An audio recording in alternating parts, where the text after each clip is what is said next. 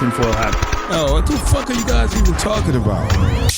Global controls will have to be imposed, and a world governing body will be created to enforce them. Welcome to Tinfoil Hat.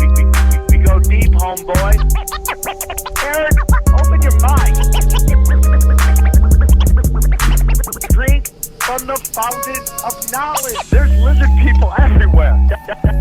That's some interdimensional shit. Wake up, Aaron. This is only the beginning. Dude, you just blew my mind.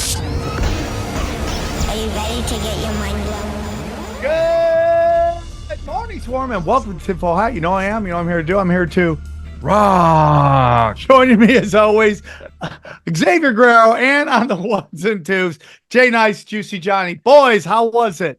That was a good rock. I don't know why you laughed. I don't know what you're talking about. Yeah, you take forever. You're supposed to time yourself, bro. You're supposed to get in. Listen, we're not going to spend a lot of time here. We just want you to Hey, Sam, it's the speed of light that's slowing down. That's why actually you didn't get that to you. That's what it is. Oh, Johnny, bringing up the decay speed of light. We have a great episode for you today with the one and only, back by popular demand, Ed Mabrie. We love him. To know him is to love him, and he's back. We're very excited to have him back. But real quick, go to SamTripoli.com. Check out the dates. On the 11th, we're at Cleveland, which is this, I believe, Thursday night. We're in Cleveland, Ohio. Then Friday night, we're in Pottstown, PA. And finally, we finish it on Saturday night, Pittsburgh, PA. Myself, Eddie Bravo, Xavier Guerrero, come get weird, okay? Then I'm in West Hills on the 19th doing another revival, number 3. And then finally, back at one of my favorite comedy clubs in the country, the Comedy Vault in Batavia. Go to samtripoli.com, grab those tickets. Anything else, boys? Today we have George Perez on We Don't Smoke the Same. Today, Thursday, go check it out. It'll be a good time. It'll be fun. My boy. The King of the Mexicans are on the show. Yes. All right, guys, enjoy this episode with Ed. Drink from the fountain. All right, let's get into it. He is back by popular demand, and we refuse to let the techno demons take us down. We are back with a vengeance, and we're very excited to have him back. Please welcome the one and only Ed Mabrie. How are you, Ed? I'm great, Sam. Yeah, Johnny XG, guys, thanks for having me back. I really appreciate it. We had a great show last time. So half of it didn't come through because of some technical issues, which is too bad because we were having a great conversation. Yes. But you know what? That just means we have an opportunity to do a better job this time. We can just make it better. So that's what I'm thinking. That's my point of view on it. That is the blessings. Yes. And we're excited. So, Ed, real quick, tell for our listeners who may not be familiar with all your wonderful past visits to our show. Can you tell us a little bit about yourself and where our listeners can find you? Sure, I'll give an abbreviated version because there's a lot of great stuff I want to get into. Let's start with where you can find me. The best place is my website, which is faithbyreason.net, all one word. I see Johnny just pulled it up here on the screen. You can see that I'm in the middle of wrapping up my series on the book of Revelation, where I'll be like 60 episodes in by the time I'm done with it. So I take a really, really deep dive. So if you're into that, you've got a year's worth of videos that are about an hour long you can get into. They're on my YouTube channel, as well as my Rumble channel. And yeah, there's my Rumble channel there. How's Rumble treating you? Oh, so far, so good. And by the way, I really want to thank the Swarm for the support that I got. Even though I was only on the show briefly before we had our technical issues last time, I got such a great response from the listeners. I got a bunch of subscribes, a bunch of great comments and questions, and I was invited onto other podcasts of other people who listen to the show. So thank you to the listeners. And they've been asking, when are you going to get back? When are you going to come back? I said, well, we're working on it, and Sam will have me back soon, and just happy to be here, man. Here we are. We made it happen. Thank you to the Swarm for everything you do. We love you very much. And we're always... So just a little bit of my backstory, real abbreviated version, because if you want to hear the whole thing, you can go back to the previous episode I did. Basically, I am a truth seeker, a researcher, and a Christian in that order, because I believe that the first two will lead you to the third. was raised Christian, but I've always had an inquisitive mind. I was always asking questions about the Bible and what things mean. And I was told pretty early on not to ask questions, just to kind of believe blindly that God can't be known. He doesn't want to be known. And we should just believe without questioning. And that was fine when I was young. But as I started growing up and went to college and started doing research into things, those questions kept coming back to me. Some things in the Bible that just didn't make sense. A lot of it didn't make sense. And I couldn't explain it to people in a rational way. And I'm a rational thinker. I'm a systems thinker. That's just how I am. I'm a logical, rational person. And I never stopped believing in God. I always believed in God, but I wanted it to make sense. So my request, my prayer to God was basically make it make sense. I mean, if you're real, then you should, what you say about yourself should conform to rationality, to logic, and to reason. And he honored that prayer, God did, by sending me to people and sending me to information that has helped me understand and helped everything make sense to me from a systematic standpoint. And so I know a lot of other Christians and even non-Christians are on the same journey of spirituality. And I wanted to help them along that journey. And that's what Faith by Reason is all about. You know, as the name implies, I don't see a divorce between rational faith and logic and reason. And that's how I come to it. I believe that God, two things that in my research, number one is that, you know, it does make sense. In fact, I think it's the only belief system that absolutely does. And we'll get into some of that in this episode, but also that God wants to be known and he delights in being known. And we can know him to the degree that, you know, our human minds are capable of. And that's really what it's all about. And like the Bible is not a textbook. It's not a guide to life. It's not a comprehensive history book. It's a set of stories. I think we talked about this last time before we had the technical stuff, that I related it to Pulp Fiction, where it's a bunch of different stories that are related to whatever degree. But when you take a step back, they tell a big picture story. And what they do, they tell you the character of God, of Yahweh, Jehovah, which is the pronunciation I prefer because it's just easier for me to pronounce. And again, that's how you get to know someone, by knowing their stories. So it's not about history or biology or all that kind of stuff. It's just about getting to know God. And the better you know him, the more difficult it'll be for people to say things about him that aren't true, because you're just like, you know what, that's not his character. I know him. I know his stories. So that's what it's all about with me. Ed, I want to ask you a question. It's a conversation that I had with Mark, the booker. Yeah. A discussion of, is Christianity being manipulated by groups within the conspiracy community? What do you mean by that?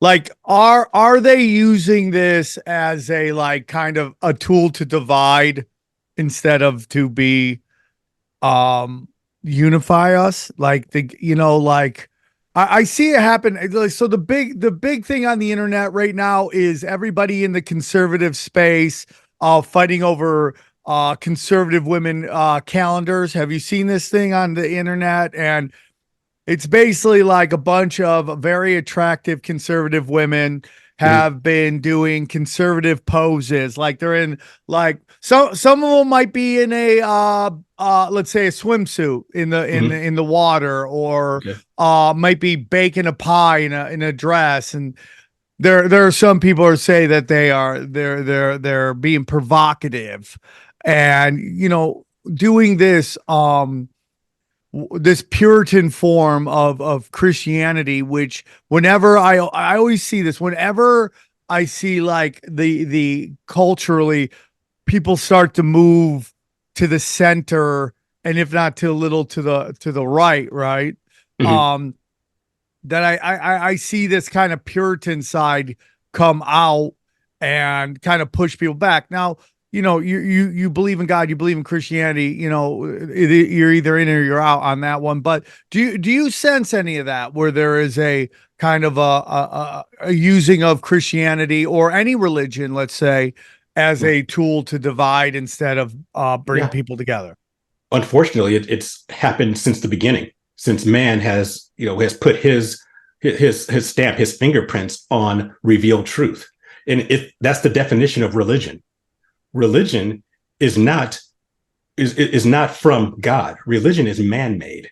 Yeah. Religion I are agree. rules and things that human beings put on top of revealed truth for their own reasons. And it's usually to give them power and influence. And so religion are the extra rules. Like, for example, when I would go to church on Sundays, we would dress up.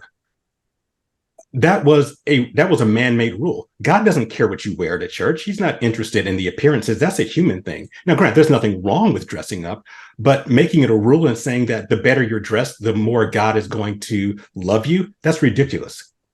Also saying that the way a person, if this calendar you're talking about, I mean, if they're not trying to inspire, lustful thoughts, then there's nothing wrong with it. I think what we need to do, and again, it's about knowing God's character. And knowing man's character. God gave us free will. Man wants to control us. Now, with that free will, there's consequences. Yes. And that's spoken about all over the Bible. But man has sovereignty. God gave man that. If you look at the seventh day of creation, which we'll probably talk about a little bit, it says on the seventh day, God rested from creation. Not because he was tired and he wanted to sit back and have a beer and some Cheetos because it was so tough creating the world. No, the accurate Well, if we found out God is, drank Bud Light, we'd be like, what? that might affect how much I believe in him. Now, if you like the good hazy IPA, okay, then you're good. I mean, No, he's a whiskey Samuel drinker. Adams. Right. But the actual term is God ceased his activity. What that means, he ceased his activity of initiating his will. The first two chapters of Genesis are the only time in the Bible where God unilaterally does his thing. Every place else from Genesis 3 to the end of the Bible is just God reacting to what humans and what the other spiritual entities do. So God says you can do what you want, and there's going to be a reaction to it. So God gives us the freedom and the intelligence to act within that freedom, but of course there are consequences. Man always wants to control. That's what government is always about. Government is about how you can control others, whether it be the federal, state government, whether it be governments inside organizations like churches, like the Republican or Democratic Party. They want to control other human beings. And that really comes down to the fact that we were all created to be kings and queens of the earth. That's how God created Adam and Eve. However, when we fell, human beings, in our selfishness, we wanted to take some of that onto ourselves. We didn't want to share the authority. We want to have it all to ourselves. And the only way you can have the authority over other royalty is to somehow control them. And that's what government and laws are all about, controlling. And that's what I think. So when you say, so getting back to your original thought about division, yeah, they are dividing us through religion because they're trying to create their own little camp. We have the truth here. You don't have it over here. So you have to be like us. If you're a true Christian, then you're going to dress and act a certain way.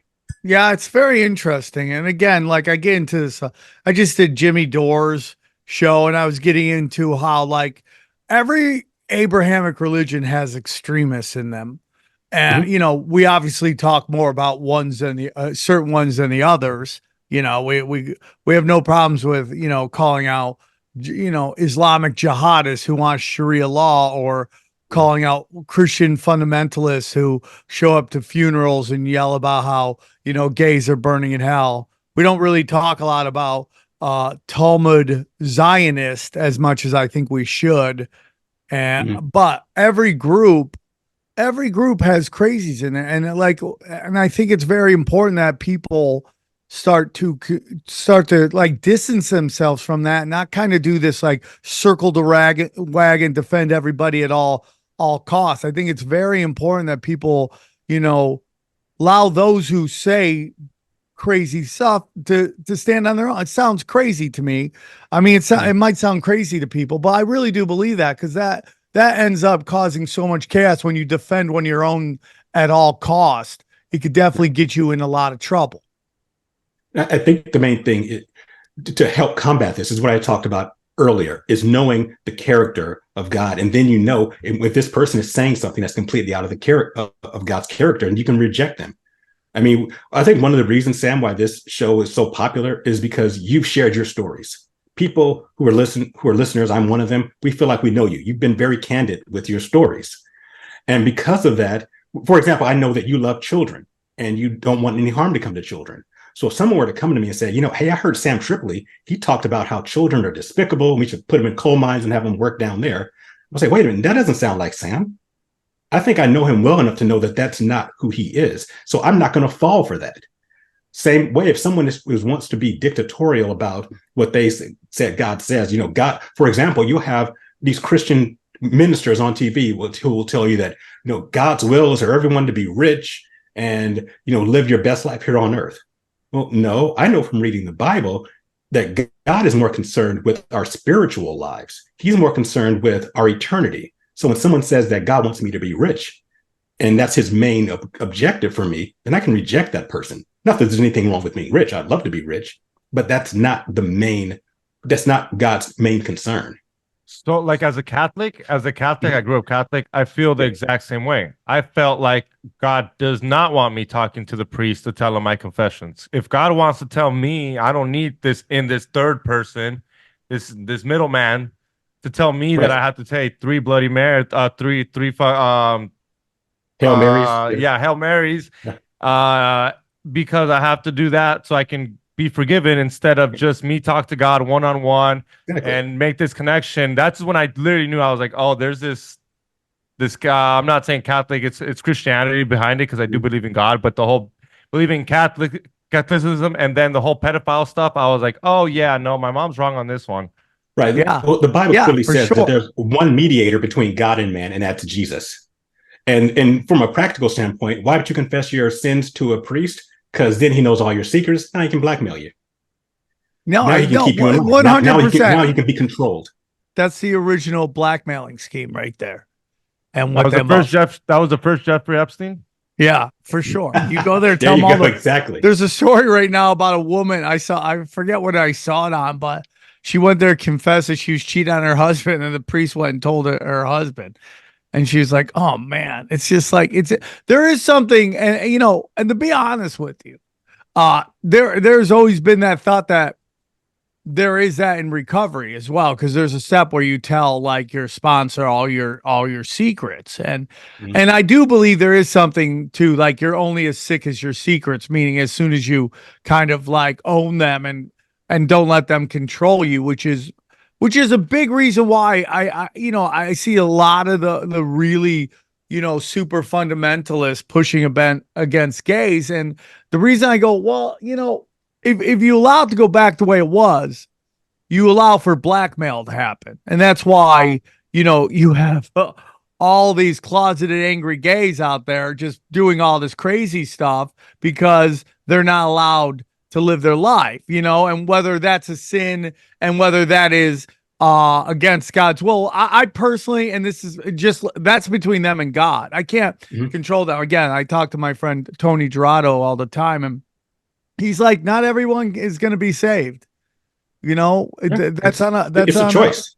It's a choice. It's a choice. And by the way, I can't like get on. No, so technically, according to the Bible, any sexual act outside of the marriage covenant is considered a sin. You guys are all sinners. I've done that too. But you know what else is? So yes, it's technically a sin, but so is lying. So is stealing. So is losing your temper and yelling at your kids. So how can I tell someone, hey, you're a sinner without 3 fingers pointing back at me? I'm no better than anyone else. Right. So the problem isn't whether or not you sin. It's like, what do you do about it? Do you confess, repent, and try to do better? Or do you just say, screw it, I'm just going to sin because I like doing it? So it's not about what you do. Again, it's not about your actions. It's about the consequences and taking responsibility and accountability for it. All right. Well, I feel like, and I agree with that. I do agree with that. And I don't want to get too deep into all that because you're here to talk about something else that's super interesting. Let me, where are we going to go? Where do we want to start? Sure. So the last time I was on the show, I wanted to talk about predictive programming and why the elites, the people who control the world, why they tell us what they're going to do before they do it, even though it's counterintuitive. And I'll touch on that a little bit, but I want to go in a slightly different direction. And if people want to get a deeper dive on that, they should go to the show you and I did, Sam, with your Zero episode from last May of 2023. And that, look at that show, and I go take a deep dive into that. But what I want to talk about is the spiritual realm, the importance of the spiritual realm, and some important discoveries that I've made in my research about it. Because we, as truth seekers, conspiracy theorists, whatever you want to call us, we tend to focus on the effects. We look at what the elites are doing with the economy, with politics, with culture and stuff like that. Those are effects, but the causes are bigger and beyond that. They're spiritual. Like I said before, I'm a systems thinker. So when I see a problem, I want to look at the bigger system behind the problem. And in this case, it's the spiritual realm. We talked before about this. Well, Sam, you say all the time that the world is run by sorcerers. So these elites, they are into the spiritual realm. Yes. So what I want to do, I want to alter the perspective of your listeners about what the spiritual realm is as opposed to the physical realm, because in understanding the importance of that. So I'm going to lay some foundational work down first. We're going to get into a little bit of physics and things like that. And I won't get too deep into it. I'm not a physicist. My degrees are in psychology, but I study it, and it's really going to be important, and I'll bring it all together. Hey guys, real quick, I want to tell you about our boy James McMahon and Copy My Crypto. Listen, we all know crypto's on the way back. It's killing it. Okay. And guys, there's so many people making ridiculous money from crypto, but did you know it's easy for you to do the same? The Copy My Crypto membership site shows you the coins that YouTuber James McMahon personally holds and allows you to copy them. It's like having a big brother who knows what he's doing. You don't need to know a thing about crypto or how to invest, as you simply do what he does. It's that simple, okay? So let me tell you about James. He runs Crypto with James YouTube channel, which despite heavy censorship has over 26,000 subscribers. Since March 2020, he told his viewers to buy 26 crypto coins. Had you put $100 into each, it went on to be worth $123,000. Okay. Of the 26 coins, his top pick, a coin called Phantom, went up 692 times from when he said. That one call alone retired a number of people, including guys in their 20s and 30s. Remember, this is public knowledge. You can go to YouTube and verify this yourself. So if you'd like to join the 2,800 members who copy James, then stop what you're doing right now and head to copymycrypto.com/TFH. That's copymycrypto.com/TFH. That's TFH, okay? You'll not only find proof of everything I've said, but my listeners get full access for just $1. It's that simple. So once again, that's copymycrypto.com/TFH. The recession is here, guys. You can suffer like everyone else or choose to thrive. James is the real deal. Go visit his site now. So if you were to ask someone, the average person, about the spiritual realm versus the physical realm, they'll tell you that the physical realm is the real world. This is the solid world. Like this table in front of me, I knock on it, it's solid. And the spiritual realm is fluffy, ethereal, it's not real, it's not substantive. But I'm going to propose that it's the exact opposite, that the spiritual world is the real solid world, and our realm is the realm that's actually fluffy and ethereal. So we would think that if a spiritual entity, an angel, or I prefer the term Elohim, because angel comes from the Greek word angelos, which just means messenger. That's a job title.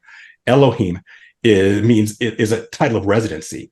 If you reside in the spiritual realm, you're an Elohim. If you reside in the material world, you're called man. So if an Elohim, if a spirit were to come into this room, you'd think he passed through the walls because he's so ethereal.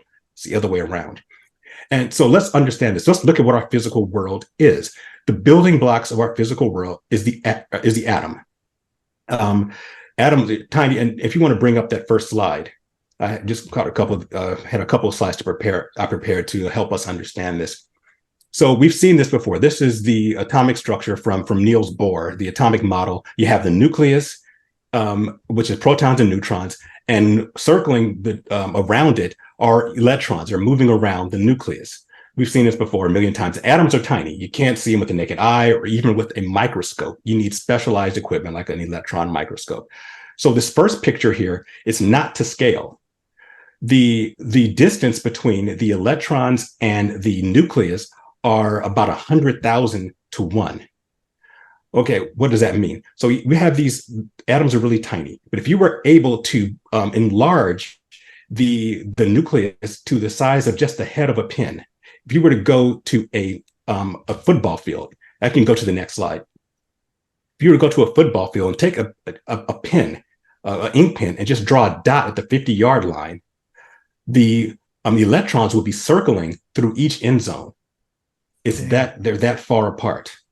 Or to make it even more graphic, if you could enlarge the nucleus to the size of you can stay there, to the size of a softball, then the electrons would be circling 7 miles away.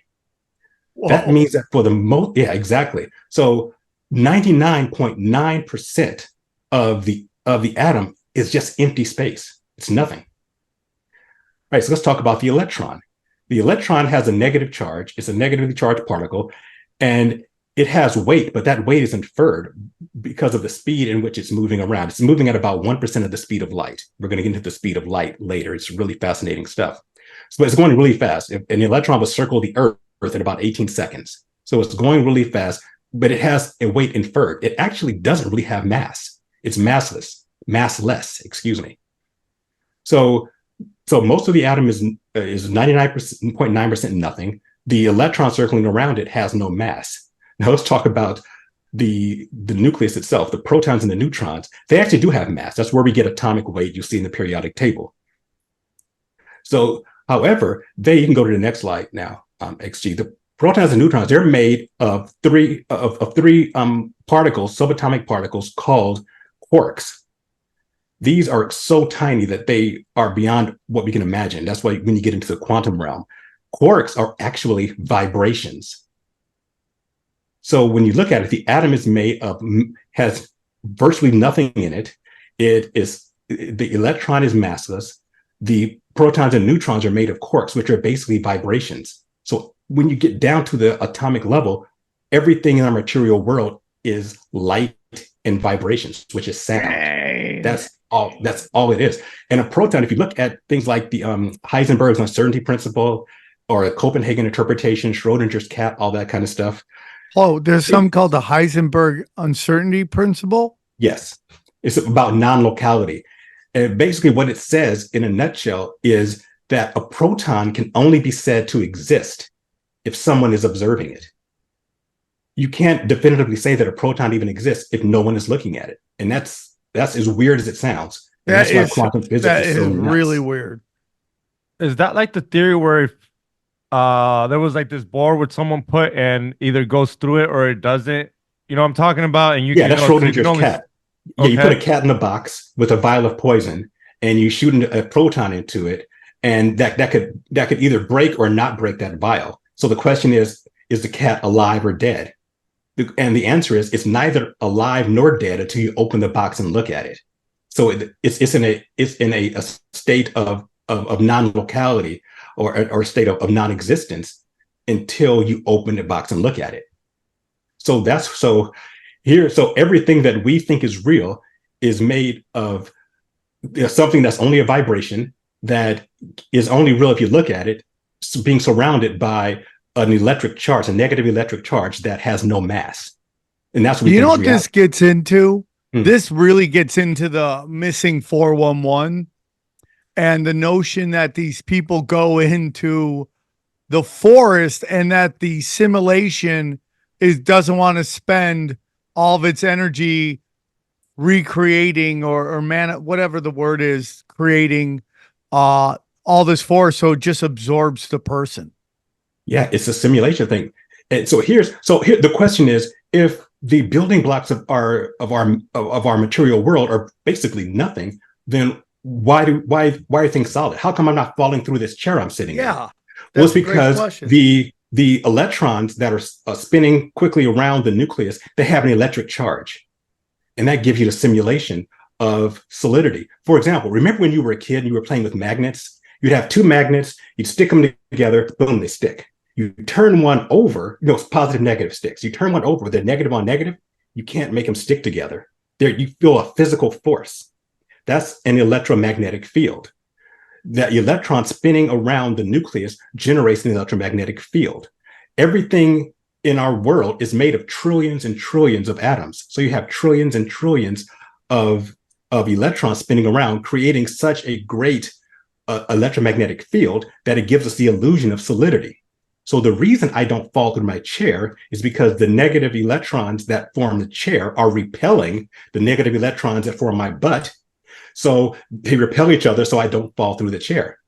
But it's 99.9% nothing. And again, what is real is just a vibration. So we are living in what's called the holographic universe. There's a whole scientific field of study where they acknowledge that we live in a hologram. It's simulation. We live in an electric simulation. So okay, so not flat Earth, or do we create our own simulation? Do you believe in flat Earth simulation? Is it? That's so interesting. The simulation was created by God, by Jehovah. We're going to talk about that. That's so interesting, dude. I mean, so because this is a simulation implies that something's being simulated. Our world is a simulation of another world. Our world is a simulation of the spiritual realm. So we are just a light and sound simulation. So when a spiritual being comes into our world, they don't become more real. They become less real, less solid. Wow. That would make sense too. Us being created in God's image, right? We're going to talk about that. Say that last line again. One more time. If someone came into our, say that again. Okay, if a spiritual being materializes in our world, we think they have to become more solid so we can interact with them. It's the opposite. They have to become less solid and substantial. Here's an example. Like a ghost? Oh. Okay. So you're saying that something from the higher realms is more physical, would have to come down here and become more holographic. Right. When you're in an airplane, you look out the window, you see these big fluffy clouds, right? You would think that you could jump out of the window and you would land on this big fluffy ball of cotton. But we know that's not true. Clouds are just water vapor. Because we're too solid, we have too much mass, we fall right through. But if you were able to reduce your mass to the same weight or a little less than the cloud's weight, then you could bounce on the cloud. It's the same way with a spiritual being. When they come into our realm, they have to reduce their substance. They have to become less real to interact with us. It's because we're a simulation of their world. Okay? That is so crazy, because when you kind of think of like Grand Theft Auto, right?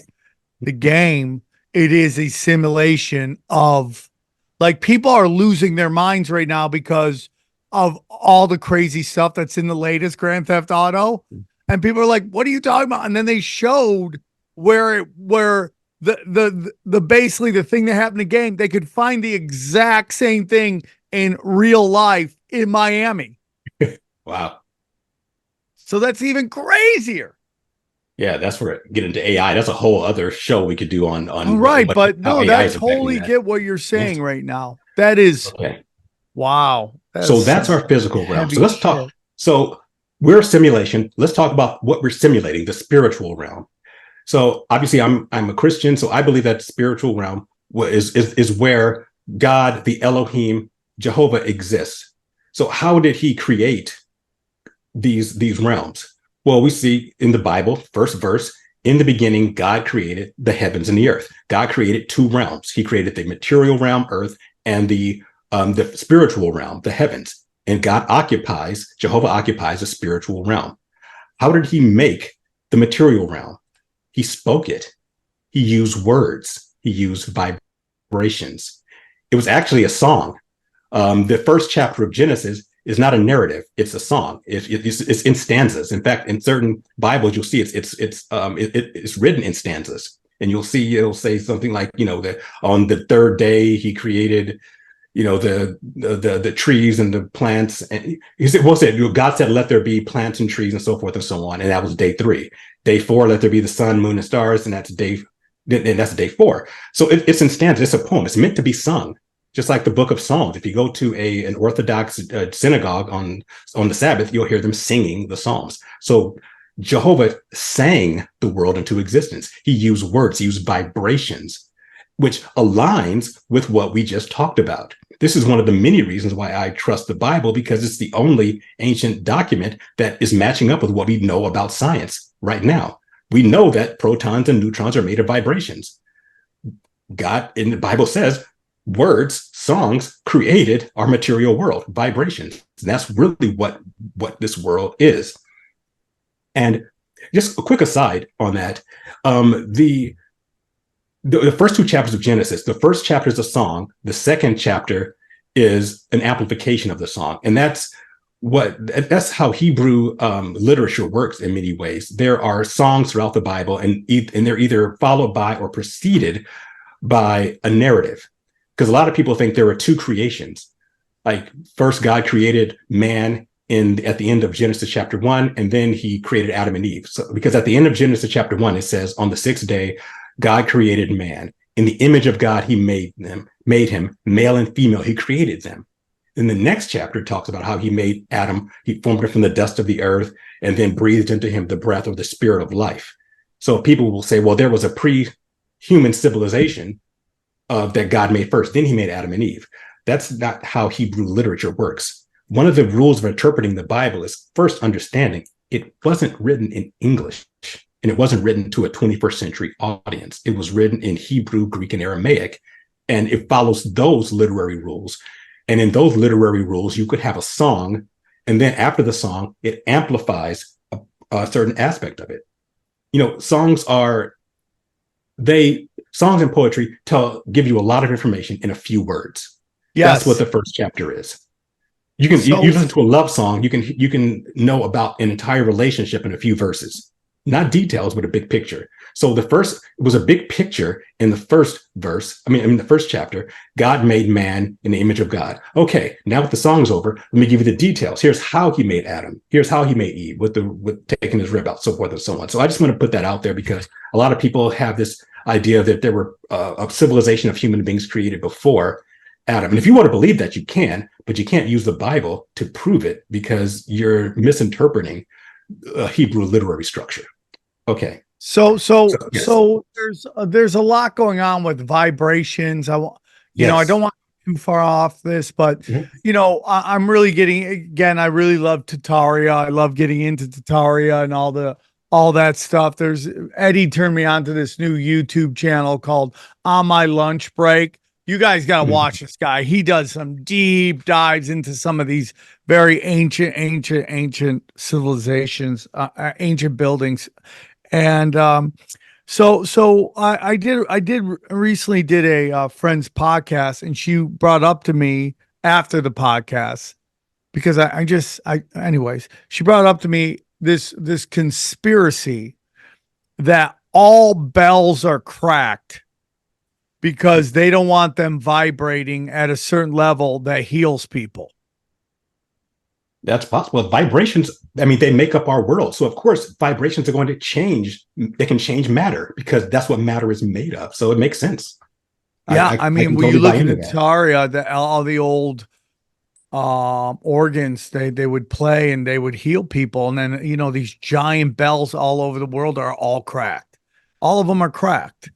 And I first heard about Tataria on this show. So, and I haven't done a whole lot of research into it, but it's fascinating. I love when you have people on to talk about it. There's some things I'm still working through in my mind, but yeah, it's fascinating stuff.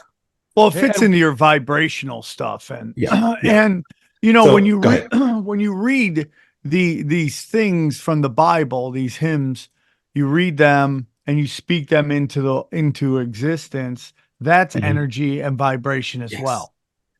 And so let me get into what the spiritual realm is. We're going to touch on what you just said. So Jehovah spoke the physical world into existence, but the spiritual realm, how did he do that? That was not spoken. That was a thought.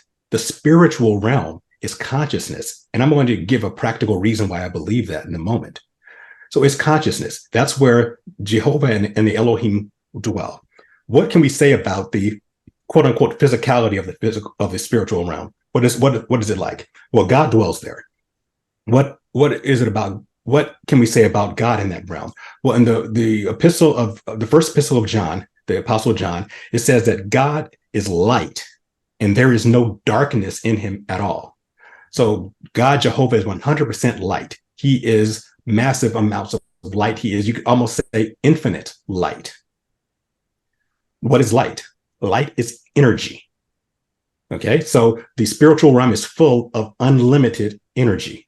The beings that dwell in the spiritual realm, the Elohim, the Bible strongly implies that they are made of energy as well. In fact, there's a group, a subset of Elohim, so-called angels, called the seraphim.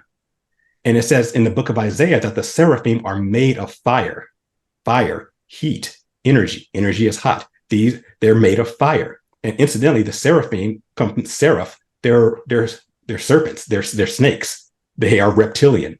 In fact, the entity that we refer to as Satan, Lucifer, the light bearer, who was in the Garden of Eden, that's what he was. He was actually chief over those entities. That's why he's called in Revelation a great red dragon. The seraphim were flying serpents with 6 wings.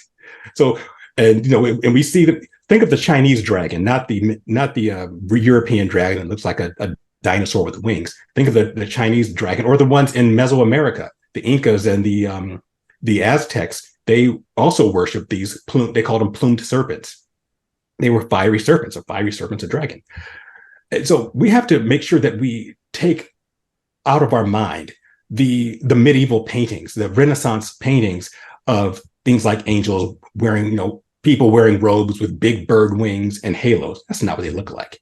Yeah, Angels man. Scary. It's crazy what angels really look like, dude. It is crazy.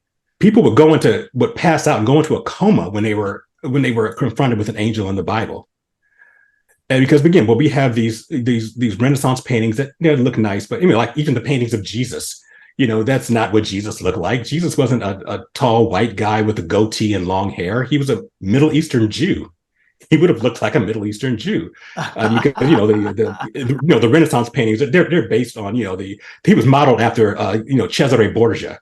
That's who Jesus was modeled on. You guys know about that, right? 100%. Yeah, okay. The European prince. What country? Well, he was a son of Pope Alexander. Yeah. Okay. All right. That's it. Yeah. So he said, since I'm the vicar of Christ, since I'm Christ on earth, then my son is the son of God. So he told all the Michelangelo and all the great Renaissance painters, you have to paint the son of God to look like my son, Cesare Borgia, who was a scumbag. He was a murderer. Yeah. He was a rapist. He liked having sex with his sister. He was a terrible human being, but that's who they based Jesus on. Anyway. Dude, I'm going to be honest with you, man. And I talk about this on stage, but I'm reading the Bible. I got to get back to it. I'm going to start getting back into it. I know, Ed, you invited me to come by, and I will come by. I'm going to read it with a couple people, but I need to send you my number as well, Ed. I don't know if I gave it to you, but when you read that, like Genesis, man, I mean, like some of the people at the beginning of that book, like it's almost Jersey Shore-ish, like how absolutely like they're not perfect people. Let's just say. Not even close. They're really flawed. Extremely, and they did some extremely flawed stuff. But that's who we are as human beings. We are for sure, flawed. For sure. And, yeah, even Abraham did some dirt before. He evolved. He went on his own spiritual journey, but and eventually he got to the point where he believed in God totally. But it took a while. How about Lot? Lot did some shady stuff too. Oh my God, Lot! Yeah, him and his daughters. Yes, super shady, happening, bro. Super shady. All right, so that's the spiritual realm. Is this realm of unlimited energy, which, by the way, is what the esoterics call the ether. That's what the ether is. The ether is the spiritual realm, that realm of unlimited energy that is all around us. We have this idea that the spiritual realm is somewhere far away or up in the sky. No, we're in it. We are a simulation inside of the reality. So those who are able to tap into it by illicit means, they can do what we call magic. They're not supposed to. It's not God's intention for us to tap into that. But if you do it through illicit through rituals, you can tap into the ether, and that's where you have the energy to perform magic. And that's you're speaking what I think, bro. Yeah, I get a lot of shit for it, and I love everybody, but I just seen so much ability of energy manipulation. Mm-hmm. You can do it in the right way. And we talked about this last time before we got cut off, I believe, about how you can speak positively. And so let me just talk about this really quick, because how to use the laws, the spiritual laws, and to affect things. And if you can, you speak into one realm to have an effect happen in the other. God spoke into the spiritual realm, and it manifested in the spiritual. And he spoke into the spiritual realm, and it manifested in the physical. He said, "Let there be light, let there be trees and animals and whatnot," and it manifested. We, in the image of God, as his image bearers, we have the ability to do that. We call it prayer. We can speak words into the spiritual realm because we are spirit beings. The real you isn't this body that we're in. The real you is your consciousness. It's your thoughts, your memories. That's the real you, and that's eternal. That's not going to go away when our bodies die. And it's electric. Let's get back to the science. When you go to the hospital and they measure your brain waves, they put the EKG, the pads on your brain. What are they measuring? They're measuring the electric impulses in your brain. When you think, electricity is happening up here. Electricity. That's light, that's energy, that's consciousness. That is our connection to the spiritual realm. And when we use words, we're using vibrations, and we're using our thoughts, and we can affect the spiritual realm if we do it in the right way. So when you have a positive attitude, when you're saying positive things, when you speak love, when you speak life into other people, you can affect them. I've known people who had cancer who had a positive attitude and spoke positively, and they went into remission. That's what our prayers are all about. And that's how I'll let you speak in 1 second. Go ahead. Shut up, XG. The man's on a run. But that's how the elites do it in an illicit way. They have to speak what they're going to do into the spiritual realm so that it manifests. That's why Neo's driver's license expired on September 11th, 2001 in the Matrix. They have to put it out there. They're following the spiritual law that even God follows. So that's what I was going to ask. I was going to ask about, like, when they have the Super Bowl, the rituals. Is that part of their way of manifesting it, their way of their prayer, and showing us how it's done? That's what I was wondering. If you can do it positively, you can do it negatively, obviously, and the elite know the secret. Look it up. Look at the music. Look at the vibrations of the music that we listen to now, and what that's doing, and the effect that that's having on our society and our culture. Like great music, like the classical music, Beethoven and Chopin and Brahms, that music would uplift people and make them feel good. And it was at a certain frequency. I think it's 433, maybe. Don't quote me on that.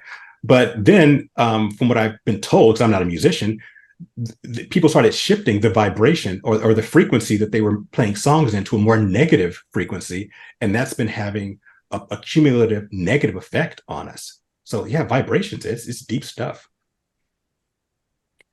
Yeah. Did you think go ahead. I was going to ask you, do you think the pyramids created vibrations? Do you think those were more instead of how they tell us it was someone's coffin?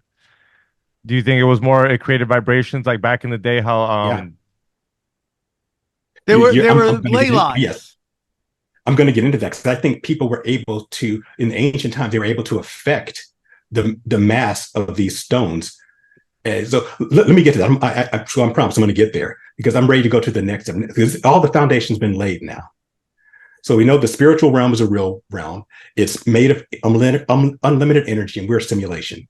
So now I want to talk about something that I get asked about a lot, which is how come we don't see the supernatural so much in our current world? The ancient people seem to experience it all the time. They believed fervently in the so-called gods, but we in our world, we don't seem to experience it as much. And our excuse is, well, ancient people, they were just stupid. They weren't very smart. So because of that, they couldn't explain the world around them. So they attributed it to God and supernatural, to gods and supernatural things. I don't think so. And it all comes down to the speed of light. So stay with me. I'm going to go to physics again, but I'm going to bring it all back. The speed of light is 186,000 miles per second. It was discovered a few hundred years ago. It was discovered by a Danish astronomer named Ole Romer. So the speed of light being measurable in a constant, it is the basis of modern physics. It is how we have the model of the atom, is how we were able to infer all the great breakthroughs in physics that we have to this day by people like Max Planck and Niels Bohr and Heisenberg and Einstein. I know there's debate about how smart Einstein actually was, but whatever his discoveries in relativity, all that kind of stuff is based on the speed of light being a constant and being measurable. Now, before the 17th century, it was assumed that the speed of light was infinite, that it was instantaneous. You turn on the light, boom, there's a light. You bring in a candle, instant. Sun rises, instant. Problem is with that, you can't measure infinity, so you can't do any predictive models. But once it was discovered that light had a discrete speed and it was constant, well, now you can use mathematics and probability in order to make predictive models. And again, that's the basis of all of our modern physics. Fast forward to 1988, an amazing discovery was made by two scientists in Australia, Barry Setterfield and Trevor Norman. They discovered that the speed of light is not constant, that is, in fact, slowing down over time. Now, in very minute increments, not so much that it would alter your day-to-day plans or that you'd notice, but it's happening. They discovered that it's happening measurably and predictably and logarithmically, or kind of exponentially. So over time, the speed is greater. The dispersion between speed is greater. It's kind of like compound interest. I know that Sam, you and Johnny and Howie, you guys have your financial show, which I listen to, and I've made some money, so thank you for that. You're welcome. You talk about compound interest, where let's say you save $500 a month and put in an 8% fund, and over 10 years, doesn't look like it's growing that much. 20 years, it's okay. But then towards the end, as you get towards retirement, it starts doubling and tripling over and over again. So over time, it goes from not too much to like, boom, making a ton of money. That's how this logarithmic scale works with the speed of light. Okay.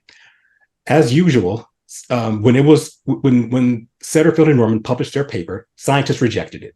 They said, nope, no way, you guys are idiots, you're crazy, because scientists are as dogmatic as any red-faced Alabama preacher. They don't want to change. They have to be dragged kicking and screaming to every new discovery. We know this is like during COVID, like when any doctor or scientist would say something that challenged the whatever the common belief was, they would get kicked out of the hospital or told villainized, whatever. That's how scientists are. But eventually they had to come to the conclusion that the speed of light is slowing down. And this is something you can find easily. You can Google speed of light slowing down, and what you will find is that scientists admit, the scientific community admits it's happening, but they don't attribute it to Setterfield and Norman. They attribute it to another scientist, I think he's either Russian or Eastern European, in 1998, 10 years later. Why don't they give Norman and Setterfield credit? Well, one of the reasons I believe is because Setterfield and Norman were both Christians, and they've made some conclusions based on their discovery that we're going to talk about. But here's the thing: this should have been the biggest story in science of the last century, because again, all of our physics is based on the speed of light being a constant. If it's not constant, it changes the rules of physics. It changes the predictive models in staggering ways, but no one talks about it. You can find it. And if you even want to find the paper, you have to put into Google speed of light and then put in Setterfield or Norman. Then you'll find their 88 paper. Wow. But the reason is that if the implications of it slowing down could really upset the apple cart of secular science. All right. Okay, so speed of light is slowing down. What does it have to do with the spiritual realm? Here we go. Strap in. If the speed of light is slowing down, then that means that next year, 2025, the speed of light will be slower than it was this year, tiny bit, minute. But it also means that last year, 2023, speed of light was a little bit faster. Again, nothing you'd notice, but it was faster. So then 100 years ago, in 1924, speed of light was a good chunk faster. Again, nothing noticeable yet. Your grandparents wouldn't say, you know what, when I was your age, the speed of light was fast. No, they wouldn't have noticed it. But if you go back further, scientists who have studied this have speculated that if you go back 2,000 years, first century, the time that Jesus walked the earth, the speculation is if the regression is steady, that the speed of light would have been 100 times faster during the time of Jesus than it is today. What does that mean? What does that mean? Well, let's make it more dramatic. Let's go back 8,000 years to the time of the so-called ancients, probably the time of Noah, maybe even the time of Adam and Eve, depending on how you do the aging. 8,000 years ago, if it was a steady state of decline and increase, the speed of light would have been around 10,000 times faster than it is today. How do you comprehend that? How do you comprehend that? Like, you turn on the lights and the light's already there. How are you going to make it that 10 times? Right. So here's how it would mean that the world physically would have looked much different. Light would have been brighter. Colors would have been more vivid. Our bodies would have been stronger and more durable. Why? Because remember that electron, the thing that gives us the simulation of solidity, spins around the nucleus at about 1% of the speed of light. If it's spinning thousands of times faster, that magnetic field is thousands of times stronger, meaning that we would have been more durable, more solid, closer to the spiritual realm. So when you hear people say they've lived for 10,000, like 1,000 years, that could have been possible with those numbers. Yeah, you know where I'm going. I'm going to go there with that. Yeah, you're ahead of me, but yes, absolutely. So the physical prospects are staggering, but let's talk about the spiritual. Let's talk about the mental, because here's the thing. Our thoughts are electricity, speed of light. When we think, again, as I said before, there's electricity happening there.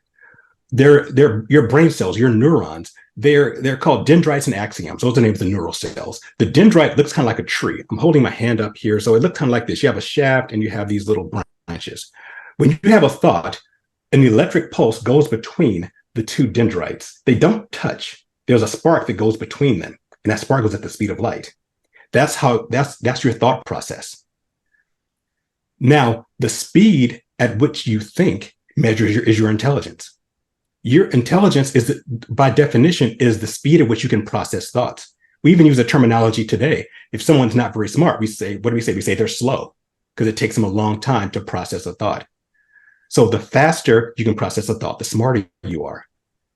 If people were thousands of times, if the speed of light was thousands of times faster in the ancient world, people would have been thinking thousands of times faster than we can today. They would have been incredibly smart. Maybe this explains how they were able to do things that we can't do today. The pyramids, some of these ancient structures, some of the things they understood. But let's talk about their perceptions. Because when we look at something, we don't see with our eyes. Our eyes are the window that takes the information in. We see, and our brains process it. So we see with our brains. Our perceptions in the ancient times would have been thousands of times faster and better. I think that the ancients could perceive the spiritual realm. I think the reason that they the reason that they believed in the spiritual and the so-called gods, the Elohim, is because they could perceive them to a greater degree than we can today. They were smarter than us, they had deeper perception, and they were able to interact with the spiritual realm, maybe even able to manipulate the spiritual realm. They understood it better. They understood the vibrations. They could move things. Possibly, you had a guest on. I know you want to talk, Sam. I'll let you. I'll let you talk. No, I'm just trying to figure out. Go on. You had a guest last summer, and she was talking about how she believed that the Tower of Babel incident, where the languages were confused, that before Babel, everyone communicated telepathically. We would just think into each other's brains. And what God did in Babel was he turned that switch off, and we had to now communicate with sound, with vibrations. But before that, her theory was that we use vibrations to move things around. And that would explain how we move the pyramid, the stones of the pyramid that you talked about before, Exegy. If you have the right frequency, you can change them from being, tons, weighing tons to weighing very little, move them around, then they become heavy again. There are certain monoliths and stone structures, I think in Göbekli Tepe, where it looks like the stone was melted into another stone. It looked like, that they were liquefied and then made hard again. That could be what was happening with the vibrations. So if we're thinking that quickly, telepathy doesn't sound all that far-fetched. Maybe that's how we were communicating. That's maybe, and then that changed. So the reason that we don't experience the spiritual realm is not because the spiritual realm went away. We're just too dumb to see it. We're so much slower. Our minds are so much slower now that we can't perceive the spiritual realm to the same degree that the ancients could. Now, and yeah, go on. Sorry, go on. Finish your thought. Well, no, that's pretty much it. I mean, because we think again that they were just, they were primitive and they attributed everything to the gods because they couldn't understand it. And we're so smart because we have cars and iPads. No, it's the exact opposite. The speed of light is deteriorating. And I'm going to answer, and I want to talk about why I think it's deteriorating, but I want to let you talk. Okay, go on. That's my question. First of all, what was the study that said that the speed of light is slowing down? Or is that it was a study by Barry Setterfield and Trevor Norman. They did some observations and they discovered that it was slowing down. And again, it's accepted by the scientific community now. As if you Google it, you'll see the research. It's just not, they don't make a big deal out of it because again, I'll tell you why. How it would upset the apple cart. Remember, all of physics is based on the speed of light being a constant. That includes radioactive dating. That's how we date. That's how scientists date things using the decay of radiation, like carbon-14 or potassium argon. So they find a bone of a dinosaur or an ancient stone or whatever. Because everything has a certain amount of these radioactive components in them, even our bodies. Everything has it. And so they look at the half-life of these radioactive particles and how much of it is left. And they can say, okay, well, there's only this much of this radioactive particle left. Therefore, at the steady rate of decay, it means that this bone must be this many millions of years old. But that radioactive decay level is based on the speed of light being constant. If the speed of light is not constant, if it was exponentially faster in the past, then they can't accurately date things millions of years. In fact, Setterfield and Norman believe that if they were correct with their assessment, then you can't prove that the Earth is more than a few thousand years old through radiocarbon dating or any kind of radioactive dating. And this would completely mess up the secular worldview because evolution requires millions of years because of the laws of probability. Evolution says that we're the result of beneficial accidents, which are highly improbable. You even take something, give an example of something with a high probability, a coin flip. You flip a coin, 50-50 chance, heads or tails. So let's say in order for evolution to be true, you have to flip a coin and have it come up heads 100 times in a row. Unlikely. You do it all day, it's not going to happen because over time, it's 50-50. If you do it for 100 years, it's probably unlikely. But the speculation is if you are flipping that coin over and over again for billions of years, at some point, you'll get 100 heads in a row. That's what they're relying on. So you need a lot of time for evolution to be true. If the world is only a few thousand years old, evolution is impossible. Well, I mean, it's impossible for a lot of reasons. And I have a whole series on that on Faith by Reason, but it messes up the whole millions, billions of years thing. And that's why they don't want to talk about, that's why it's not popularized, even though it should have been one of the biggest discoveries in recent history. That's crazy, dude. Yeah. That's crazy. So we wonder why the ancients were so spiritual and they could do all these great things because they were bigger, stronger, sturdier, smarter, better perception. And we are slower, smaller, dumber, and over time it's getting even worse. Hey Ed, yes. And if this is leading somewhere, please tell me, and I'll wait. But Okay. is your perception that this is somehow part of the plan that the deity has for humanity, this slowing down of the speed of light, and is it leading toward end times? Is it somehow tied into that? I'm curious about that. It is, absolutely it is. And because it wasn't his plan. His plan was for us to be with him in perfect harmony with him forever. Our actions cause things to slow down. So actually, look, Johnny, let me go there because I'll wrap. This is my final question to kind of bring everything together. So if the speed of light is slowing down, then question is why, from a spiritual standpoint? Let's go all the way back to creation. If God created everything perfect, there wouldn't have been any deterioration. There wouldn't have been the second law of thermodynamics, which states that over time things break down. That's a result of man's actions. But initially, if God made us connected to himself, he made Adam and Eve and all creation connected to him, which means even though it was physical, those electrons were spinning way faster. They were maybe spinning close to the speed of light. So, and that's why Adam and Eve were immortal. They didn't break down. The speed of light was probably infinitely faster. And Adam and Eve could interact with God. Remember, we see in Genesis chapter 3 that God would walk and talk with them in the cool of the day, in the evening. So Adam and Eve, God created Adam. He breathed into them the breath of life. He gave him a spirit. And he told them that you're the king and queen of the earth. You rule it during the day. Go have sex, go make some babies, and turn the whole world into Eden. That was a point. And then when you're done with that, end of the day, we can walk and talk. And we just hang out. That's what God wanted. And that's they were a great immortal. Plan, dude. I think so. And that's what's going to happen at the end. That's the beginning and the end of the Bible have the same. At the end, it says in the last book of Revelation, it says that now the dwelling place of God is with man, and we're just going to hang out again. He's going to wipe away all the nonsense, and that's a part of my Revelation series.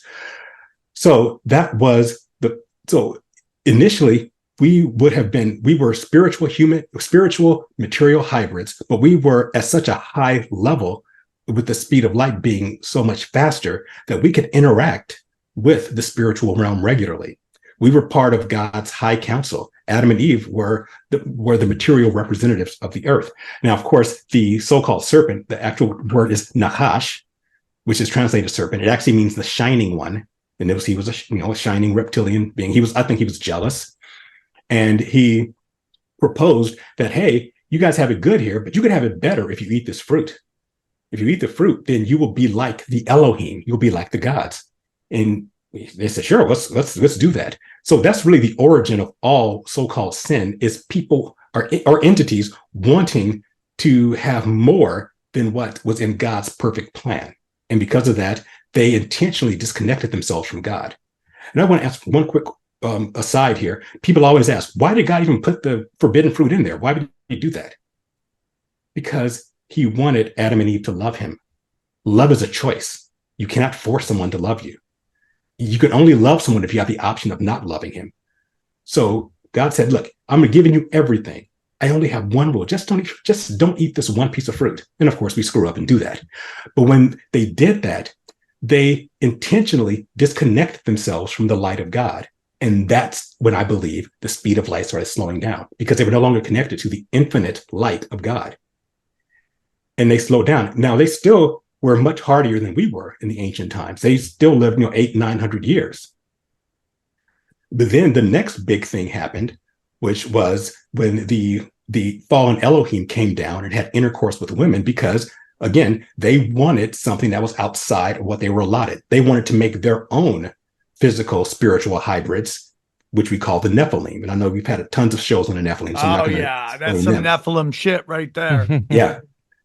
So, and then the Nephilim basically take over the earth to the point where it's implied that Noah and his family were the only pure human beings left, because the Nephilim literally devoured them. In the book of Enoch, it talks about how they basically started cannibalizing human beings. Oh, so that seems to be like another big judgment where the speed of light slowed down dramatically, because after the flood, we became less durable and we only lived to 120 years.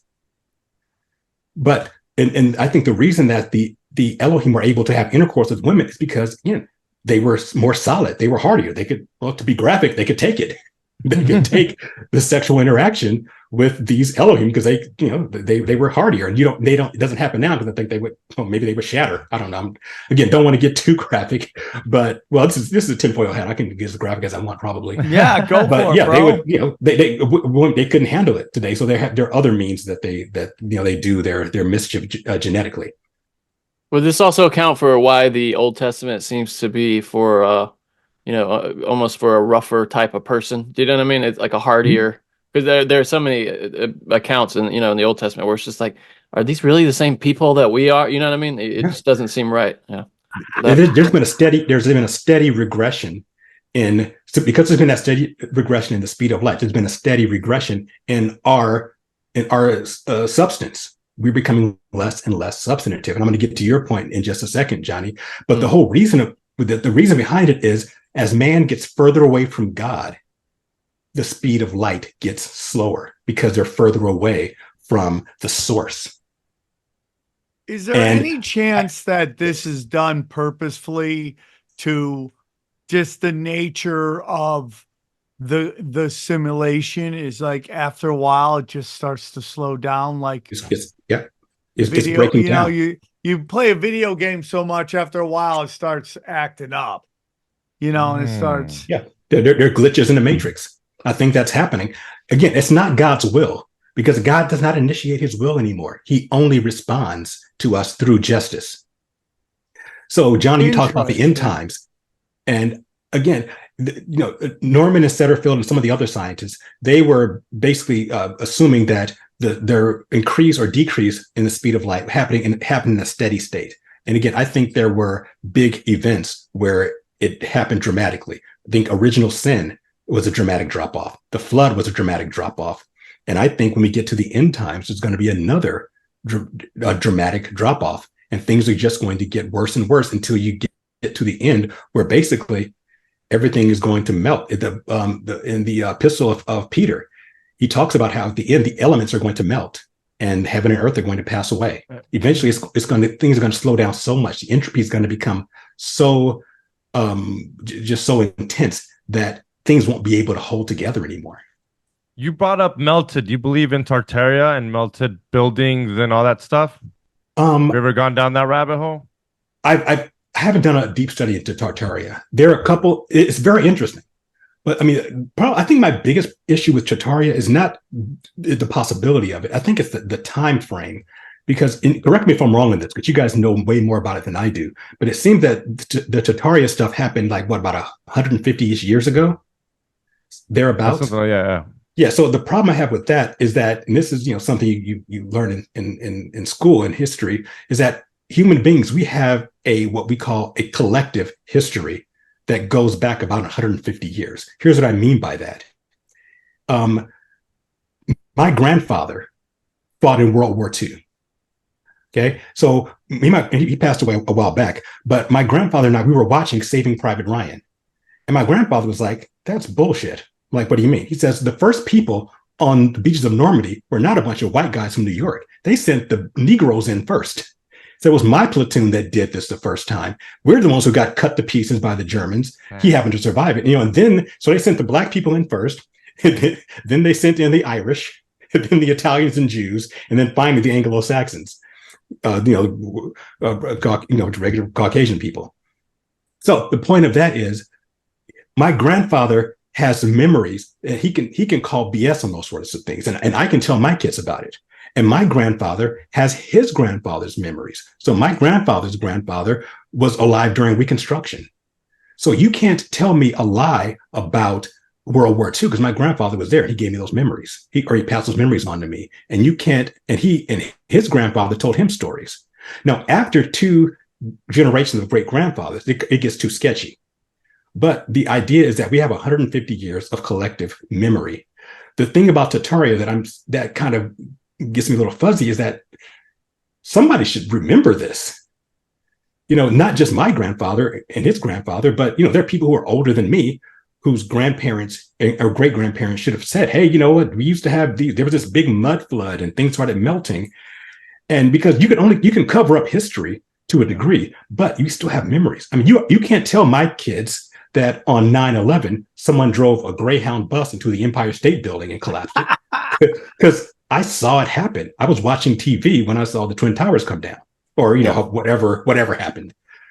That's my objection too, especially to the World's Fair things, because some of those are around the turn of the century. I mean, we have, we have people buried on the land where I am now that were alive then, that were, and there were people in those cities that would have just been like, why are they tearing down all the good buildings? That would be documented somewhere, surely. So I'm not dumping on Tartary. I'm just saying that's the problem. Thing. Go ahead. I will say that not all things are. Well, a great example of this is like you can meet people who were alive when they say they taught flat earth in school. Mm-hmm. Like there are people, we have Dave, the, flat earth Dave who interviews these people. There are things that get lost in translate. Now I'm open-minded to all of it. I just did an episode with Eddie Bravo, in which again he was breaking down this whole this channel called On My Lunch Break, and I sent him. I don't know if you guys have seen the giant Hindu temple that has been built in New Jersey, and you go take a look at this thing, and it is Tartarian type architecture. And you study it and you go, okay, this is like 15 years. It took them 15 years to do this. So when you get into these stories of like, it took them like 2 years to build the state fair. So there's a lot going into what is actually Tartaria and what Tartaria represents, and old maps and stuff like that. And this kind of notion, and this gets into vibration to bring it on back. Yeah. To the conversation, is that the architecture that they use now is aesthetically not pleasing on purpose to constantly, again, affect our vibrations. So like you drive down somewhere and you see this thing with all these different colors of these weird rectangles and none of it is lined up. And you're like, how is that awesome art? You're like, oh, that is purposely meant to make me uncomfortable. Modern art is meant to make me uncomfortable. This is vibrational stuff. Yeah. But go ahead. I'm sorry. No, but I mean, what you're saying to me it really clicks with me. It's like, it's like, are we entering the end of the simulation? Is light slowing down now because it's been running so long? I find that interesting, dude. The decay of the speed of light is something I've never heard of, and I find it incredibly interesting. Yeah, there's a ton of research. Just to get back to what you're saying about the art, there's a book I recommend that people read called it's called The Naked Communist. It's not as salacious or exciting. I have that book. I just do you? Okay. Great. Or The Naked Capitalist, right? Yes, that's a follow-up book to it. Oh, that's what I have. Yeah. And in that book, he talks about how it was intentional that art become, less beautiful and just more abstract and basically ugly in order to break down society. Yes, dude. That's what I'm yeah. talking about. That's exactly what I'm talking about. So there are things, there are maps where we see countries that we've never heard of that are on there. It's like there are maps where you see something like Khazaria, and that's not around anymore. And you ask people about Khazaria, they don't. Most people are like, that doesn't exist. That's this kind of psyop or that. But no, there are maps with Khazariana. There's Barbaria. We just found new things, Barbaria. And Kashazia, like where the Caucasus Mountains were, there was actually a region called Caucasia. And like nobody knows. Well, you got to remember too, like the languages, the maps are written in different languages too, because all the countries' names in German are different than, Germany in German is Deutschland. So you're gonna see a map with Deutschland on it and be like, "What is Deutschland?" You know what I'm saying, dude? Yeah. No, I mean, I'm with you. I mean, but you could easily go, okay, that's a translation. I've never heard where anyone goes Barbaria. Well, barbar, is a that's like barbarian. translation That's where the for Santa barbarians are, I would imagine what it What? means, right? Yeah, That's where the 100%. barbarians are, right? Scythians, But yeah. the point is that there is hidden history. Yes, Yeah. there's. Yeah, of course. Exactly. Do I have time to bring up one more thing? Dude, Okay. yes, of course. Because I want to talk about this because this is, again, I've been getting a lot of comments and questions about this from the Swarm. Because right around the time I did the first show was right before the Israeli Hamas thing started happening. Okay. And they were asking, what is it about Israel that makes it so important to God, to Christians, to Jews? And I'm not going to get into the politics behind it, because that's a deep rabbit hole. But I want to just talk about that land, that particular plot of land, because honestly, from a material standpoint, it makes no sense why anyone cares about Israel. It's a small piece of land on the Mediterranean, about the size of New Jersey. It has very little in the way of natural resources. It doesn't have any oil, as far as we know. I mean, there's rumors, but it's never been tapped. It has, some decent farmland, but there's nothing about it that would say, I want this land or I want this city of Jerusalem. There's no material reason. So the reason has to be spiritual. And here's the thing. Let's go back and look at Eden. Eden was a garden, obviously the Garden of Eden, but Eden was a garden that was on top of a mountain. We learn this in the book of Ezekiel, chapter 28, when there's a lamentation, a poem about the fall of the light bearer of the entity we call Satan or Lucifer or the Nakash, the original serpent in the Garden of Eden. And what it says is that you were in Eden, the garden of God, on God's holy mountain. So there was a mountain, Eden was on top of it, and that's where Adam and Eve lived. That's where they communed with God, and that's where they held counsel with God. Where was Eden located? Now it's hard to say exactly, but I have my theory. Well, some people say that it must have been located in Mesopotamia because there were 4 rivers. The Bible says in the chapter 2 of Genesis, there were 4 rivers that came out that surrounded Eden. One of them was the Euphrates. And the Euphrates River it's in Iraq, it's in modern day Iraq. So people say that the Garden of Eden must have been there. Okay, but that's just one river. There were 4 others. And we don't know how much that river has changed. I mean, there was a worldwide flood that would have seriously messed with the topography. But we do know where the mountain of God was. It's not Sinai. The mountain of God was a place called Mount Moriah. It's the same mountain where God instructed Abraham, said, go and sacrifice your son as a test of his faith. Mount Moriah is right outside of Jerusalem. Mount Moriah is the mountain that was also called in the New Testament Golgotha. That was a mountain where Jesus was crucified. Same mountain. That's the mountain of God. The mountain of God is where Eden was spiritually. The reason that land is so important is I believe that's where Eden originally was.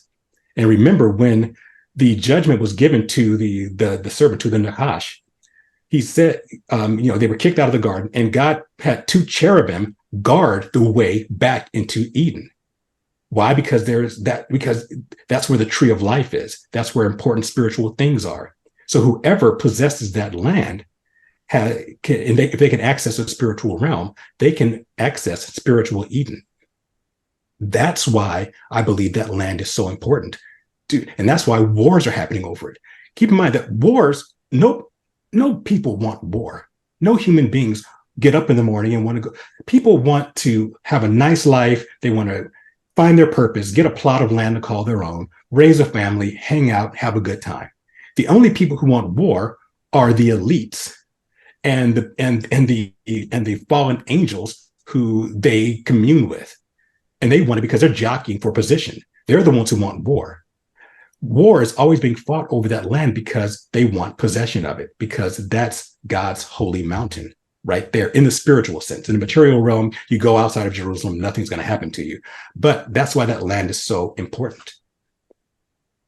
I find it super interesting. I've also felt like I've always felt that there was a spiritual aspect to this, like, and when you get into the Garden of Eden there, and Mesopotamia, all that area right there. And it's like, like to me, this is like 9/11, right? There's so many layers to 9/11 that, and every layer doesn't know about the other layers.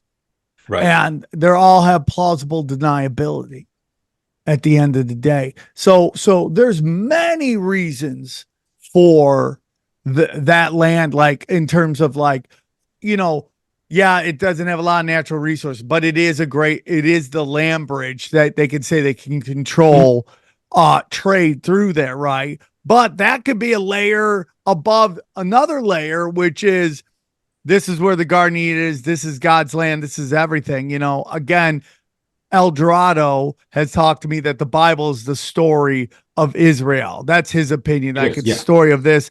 And I get into this a lot. It's like, so, I mean, if to get into heaven, you have to accept Jesus and God into your heart, which I have, right?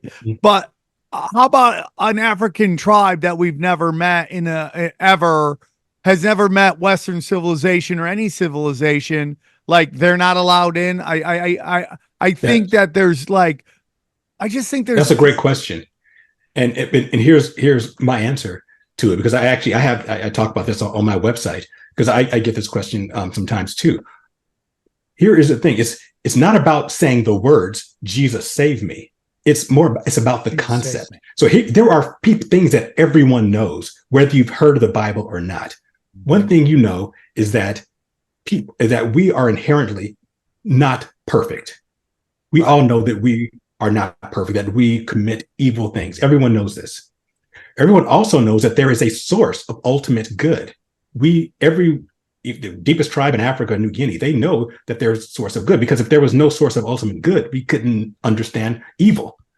Because we know there's good and evil, then we know that there has to be a source of good. And we know that source is higher than us, whatever you want to call it. And we know that we can't be good perfectly on our own.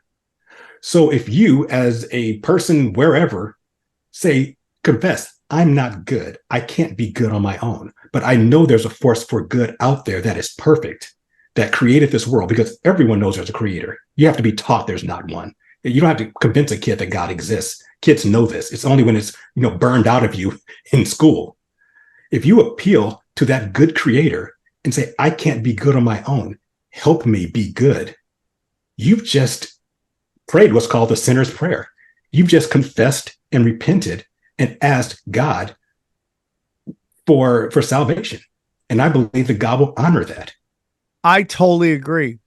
Within recovery, the last time I relapsed really hard, a friend of mine told me to do a little prayer to ask God for 24 hours of recovery, but to ask for the help, and to put out to the universe to ask God. So yeah, I totally agree with a prayer could be like that, is admitting to your sins, of course. Yeah, for sure.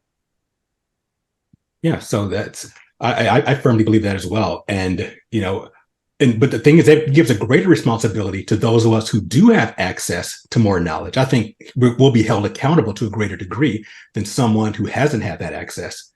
So, again, that's why it's our privilege and our responsibility to learn as much about our creator as we possibly can. And that's why I admire the journey that you have been on, Sam.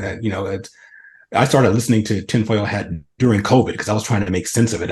None of it made sense to me. And I eventually found my way to this show. And I've seen the evolution from you just trying to figure things out to then understanding that there's a spiritual component, to understanding what that spiritual part is. And now, you're reading the Bible, which I admire. And, I wish more people would do it. But I also understand that a lot of people have been damaged by church. Yeah. Church has damaged a lot of people. And the group that I hang out with, that I do my Bible study with, we're all people who have been damaged in some way by church.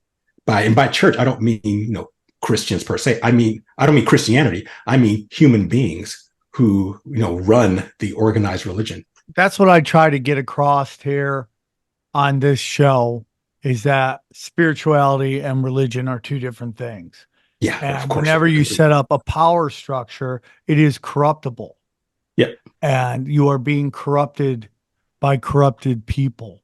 And It doesn't, like, again, the base of most religions tend to just be loving people.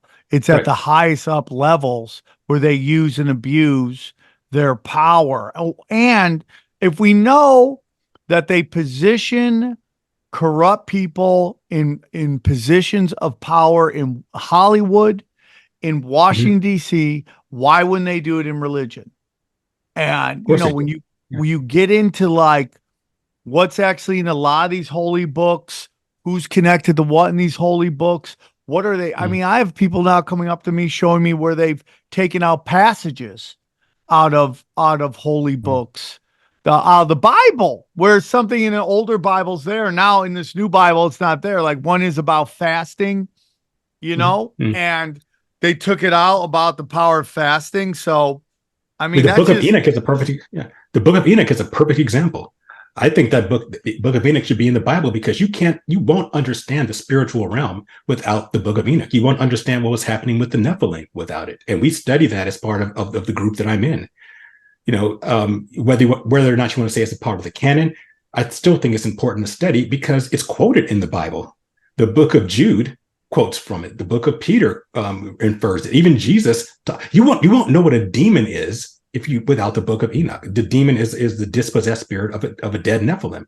You won't, without the Book of Enoch, you wouldn't even know what a demon was and why Jesus was casting them out, and the power that, in addition to dying for our sins and so forth and so on, Jesus also gave believers, Christians, the power over the Elohim realm. He gave his disciples the ability to cast out demons. He gave them that authority. But you won't understand that unless you understand what happened in the Book of Enoch.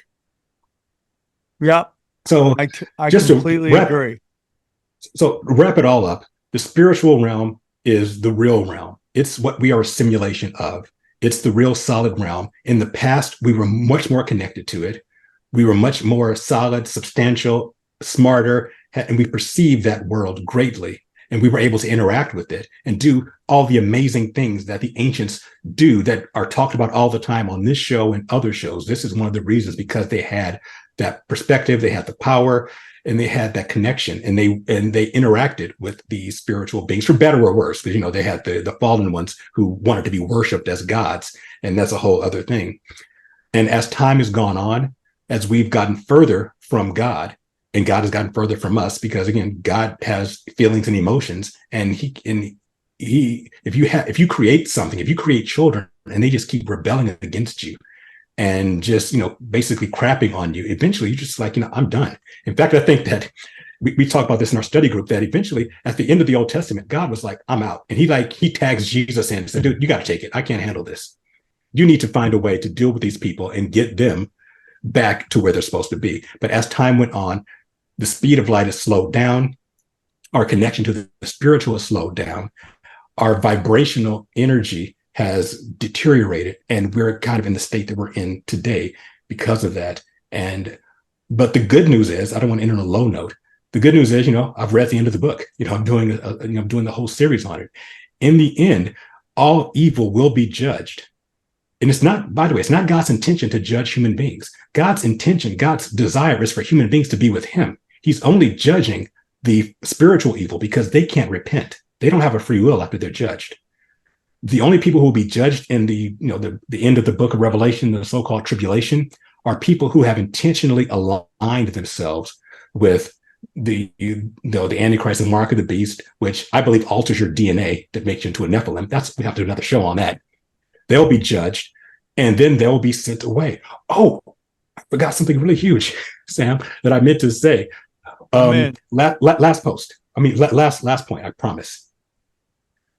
If heaven, if the spiritual realm is a realm of pure energy, and energy is hot, and we're supposed to spend eternity in heaven, in the spiritual realm, then it would stand to reason that the hottest place in existence is the spiritual realm, right? So that would mean that heaven is technically hotter than hell. Why? Because what is hell? Hell is separation from God, from Jehovah. Because see, here's something that's always bothered me. I'm a Christian. I believe in Christian doctrine. I always have, but I've always been bothered by the idea of hell, people being on fire forever. I don't know if you ever burned yourself, but it hurts. It hurts like hell, no pun intended. And if you grab a hot skillet, it hurts. And you just let go of it in a second. But imagine holding on to that hot skillet for a minute or an hour or a day. That seems cruel and unusual, even for the worst people on earth. The Hitlers, Jeffrey Dahmer, Epstein. They probably deserve to burn for a while, but forever? That seems like a bit much. But hell will be hot, but it won't be as hot as heaven. Because when we are in our spirit, if you make it to heaven, to the spiritual realm, to dwell with Jehovah, you have to be able to withstand the heat of being in his presence, which means our bodies will be like, the resurrection body of Jesus, which was in a different state. And it will be more substantive. It will be like the original bodies of Adam and Eve, which were so substantive that they could be in the presence of God. And we'll be happy there. It's where we're supposed to be, which means the converse is true. If you are eternally separated from God, it'll still be hot because you're still conscious, and consciousness still has energy, but it'll have so much less energy. So the torment of hell is knowing that you're going to spend eternity being less than what you were meant to be. That's the torment. Not being on fire, because there won't be physical bodies in hell. There'll be spirits, and they will spend eternity being realizing that they're never going to be in that optimal state because of their choices, because they chose to reject the provision that Jehovah and Jesus provided for them. Yep. That's crazy. That goes back to the old saying, when hell freezes over. Yeah. If you ever read Dante's Inferno, the lowest level of hell is actually cold. And I think the punishment is the further you are, the more evil you are, the further you're going to be. So Hitler's going to be really cold, as opposed to, just someone who doesn't believe, but is a decent person. Well, they've made their choice, but they won't be as far from God as, that's so Genghis Khan or child traffickers, who to me are the worst scum of the earth. If you're abusing children like that, he's as cold as ice. Yeah. So that's interesting. So the spiritual realm is the real realm. We're a simulation of it, and things are breaking down over time. But the good news is, at the end, once evil is finally judged, then we see in Revelation chapter 21, there'll be a new heaven and a new earth. We'll have the new bodies that can withstand being, and not just withstand, but enjoy being in the presence of God, and God will hang out with us again. And we'll just spend eternity being who we're supposed to be, swapping stories with God, and fellowshipping with each other. And I have a lot of thoughts on heaven, which maybe we'll talk about at some other point. But I think we'll spend eternity in the presence of God, being our best selves for eternity. I love it, Ed. Ed, you crushed it again. This is great. Thank you so much for answering questions. I appreciate you. And man, always have an open door back. One more time, where can they follow you? Sure. So the best way is faithbyreason.net, not .com. You can also go to my YouTube channel, see my videos. You can go to my Rumble channel, and love getting questions. If you have anything you want to talk to me about, anything you disagree with, because I'm sure there'll be a lot of people who don't agree, but that's perfectly fine. Love talking about it. And maybe next time we get together, Sam, I want to talk about maybe how the fallen angels are going to use Project Bluebeam to fake the alien invasion once they're cast down to Earth. Let's go, bro. Yeah. Let's go. Oh. Yeah, I'll talk to Mark about it. Thank you guys so much. It's been a great episode. I hope you guys enjoyed it. Again, hang out. We're going to do a little discussion after this, and then we're also going to give you some highlights from my other shows. So thank you so much. And again, I will be adding the next couple of weeks. I'll be adding the interviews I do with the people who supported the Chaos Twins. That will be coming out as well. You'll be able to hear it at the end of every show. I think there's like 3 or 4 of them. We'll interview them. They'll be at the end of the show. So thank you again for your support. We love you very much. And let's kick some butt in 2024. We'll talk to you soon. Enjoy this breakdown. All right, guys. Thank you guys for tuning in. Greatly appreciated. Thank you so much. Very interesting conversation with Ed. What'd you guys think? It was good. Good to start off the year. You're making me want to read the Bible, especially when you start off with how it was sketchy in the beginning, the Genesis part. Because I not once did I hear my parents talk about Nephilims in Spanish. I don't even know how you say Nephilim in Spanish. I think it's Nephilim. Nephilim. Well, Nephilim. yeah, you make me want to read that because it does sound a lot more interesting. And I'm pretty sure once you get the ball rolling, like you said, once you get it started rolling like that, you'll read the rest of it. And then Johnny says there's like help, YouTube help. Johnny, what's your thoughts about light slowing down? The speed of light slowing. Yeah, that's fascinating. I never heard. I mean, I'd heard that from a scientific perspective, but to tie it into spirituality like that is I mean, I never even thought of that, and that's fascinating. Like the farther we get from God, the slower speed is. It makes sense to me. It also makes me think about the end of the universe, and you hear about heat death and those kinds of things, and it's the implications of that are fascinating. If you Google death, it what do you tells mean? Well, that's how many scientists think the universe will end, and heat. It's called heat death. I'll look that up for you to give you the actual. Here we go. Heat death of the universe. This is from Wikipedia. The heat death of the universe is a hypothesis on the ultimate fate of the universe, which suggests the universe will evolve to a state of no thermodynamic free energy and will therefore be unable to sustain processes that increase entropy. Basically, everything flies apart. Heat death does not imply any particular absolute temperature. It only requires that temperature differences or other processes may no longer be exploited to perform work. In the language of physics, this is where the universe reaches thermodynamic equilibrium. So everything, because everything is, if you believe the scientists, is expanding. You know what I mean? And eventually it will expand to the point where the relationships between all the entities in the universe are meaningless. Does that make sense? Yes. Okay. Anyway, by the way, I don't buy that, but Heat Death is a great name for a band. oh, it is. Yeah. Yeah. It reminds me of Elliott Smith's band before he went out on his own. It was called Heat Miser. I like that too. Heat Miser. Heat Death, though, is even better. What I forgot to ask him was like, if it keeps going, the speed keeps slowing down, it makes us weaker. How weak are we going to get? I mean, the farther you get from it's very interesting, dude. It's a very, very deep thought, like spiritually, vibrational wise, the farther we get from God, it's interesting, dude. Like the more denser the energy gets, right? Which would slow down light. I thought he was saying that it's denser actually the farther the closer you get, like the higher up, because he said that they had to come down they become less dense to come to us, right. But so the farther away you get, it would be like more, what would you say, ethereal, right? Like less dense. I don't know. It's interesting. Like, why would it slow down? I mean, I'm not judging it. It makes sense to me, but then again, I'm figuring out, why does it slow down? Is it just the nature of it getting older? Why does the speed of light slow down, or why does you know what you reminded me of? You know how you mentioned the computer, Sam? You notice how when you put a lot of memory in the computer, it just slows down little by little, and you don't really notice it till you're like, what the fuck? Why is this computer shit now? I have a feeling like it maybe could be that. It's just too much to process. What do you mean you mean like your hard drive's full? Is that what you're saying? Yeah, no, the hard drive. Yeah, you got a new computer and it's got a hard drive and it's empty. You're like, oh man, this thing's so fast. And then over time, you start adding more and more shit to it. You're like,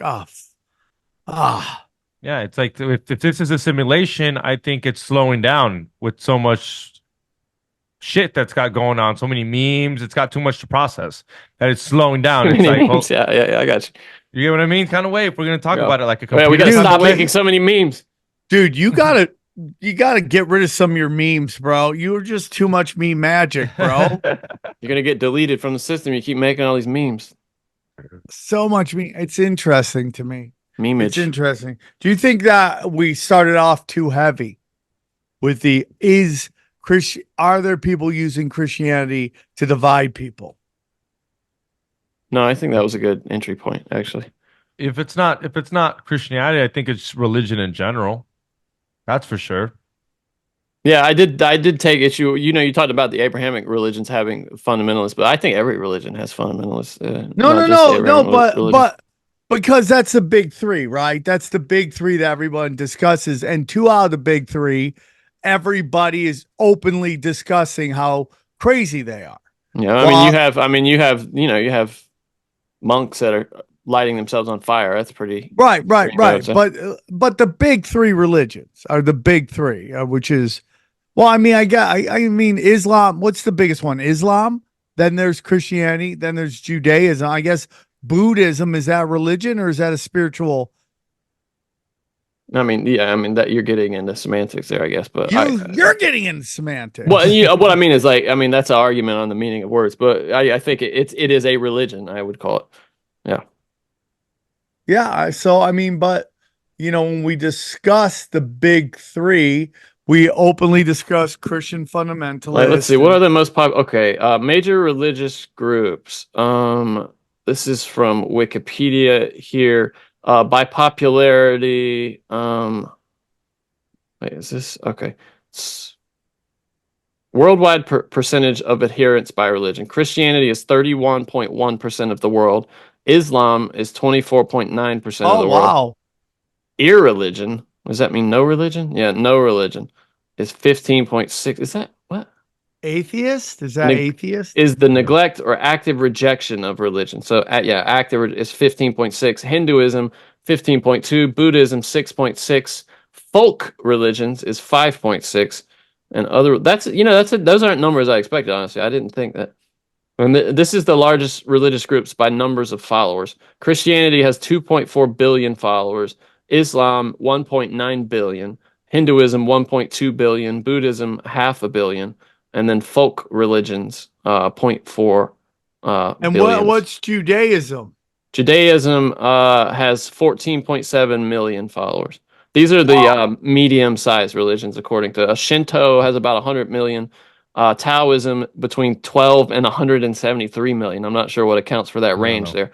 Voodoo, 60 million. Sikhism, 25 to 30. Judaism, like I said, 14.7. Spiritism, 5 to 15. That's like new religious movements. Muism is 5 to 15 million. Confucianism, about 6. And then you go on down the list there you end with Druze, which has 1 million. And that's, boy, that's a good one, Druze. The Druze. Interesting, though. I wasn't aware of those, that spread there. So interesting. It's crazy. We're living in crazy times when you dude, think about that. They're saying there's only 14 million Jews. What? Well, I don't know. No, I don't know if that includes, I don't know what they mean by a follower there. Does that include people who count themselves as, Jewish by birth, but not that, aren't adherents to, the religion itself? I don't know. Yeah. Who knows? Did they count the Mexicans? I don't know. What do you mean? I mean, they would be in Christianity. The Mexican Jews. There's Mexican Jews. That's just all of Judaism is 14.7 million, according to. That's so crazy to me. Yeah, it's not. It's not a big number. That's what they're always telling us, right? Yeah. This is so ridiculous. It's crazy. The whole thing is nuts to me. The whole thing is absolutely insanity. So it's interesting. I love having Ed on. Do you think that we get too religious on the show? I would love to hear if people think we get too religious. We've had a couple comments on Apple. The show is better when they weren't all Jesus freaks. I'm like, okay. I feel like this is part of our spiritual journey. And that's what I was about to say. People ask me, and I'm like, well, Sam's not just being spiritual just because. He's not just like, oh, I'm going to be a Christian today. I was like, do you guys remember, like, we've gone through the path of, like, when he didn't believe anything, he used to argue with. Remember when we had the guy that said Jesus went to Asia? Yeah. Yeah. And back then you weren't fighting it, but you were like, kind of like, no, you're like, where'd he go then? And I'm just saying it's been the part of the path, and who knows where it'll go from here. We had Larry Gators on. He called himself a bishop. That was pretty religious when he called us brothers. He called us brothers, and then he called us Satanists. Yeah, he stabbed us in the back, his brothers. My brother's Satanist. You know? And by See, the like, way, so- all so the here- stuff he said on Kobe is just insanity, dude. So here's the thing that I do gotta ask you, Sam. What do you think about when you used to say that Jesus was like what was that t-shirt we had where Jesus was all the gods? Jesus was a shapeshifter. Yeah. What do you think about that statement still? I think he still could be a shapeshifter. Okay. I mean, that fits into what Ed was talking about how we're just holographic versions of higher selves. I believe that. I think that's super interesting, dude. I think this was a really great episode and very thought provoking. You know, I'm excited for 2024. Yeah. I think it's gonna be great. We're almost at 750 episodes, which means we're halfway through the second 500. Yeah. That's Can we crazy. make it to 1,000? That's Oh, yeah. crazy. Wow.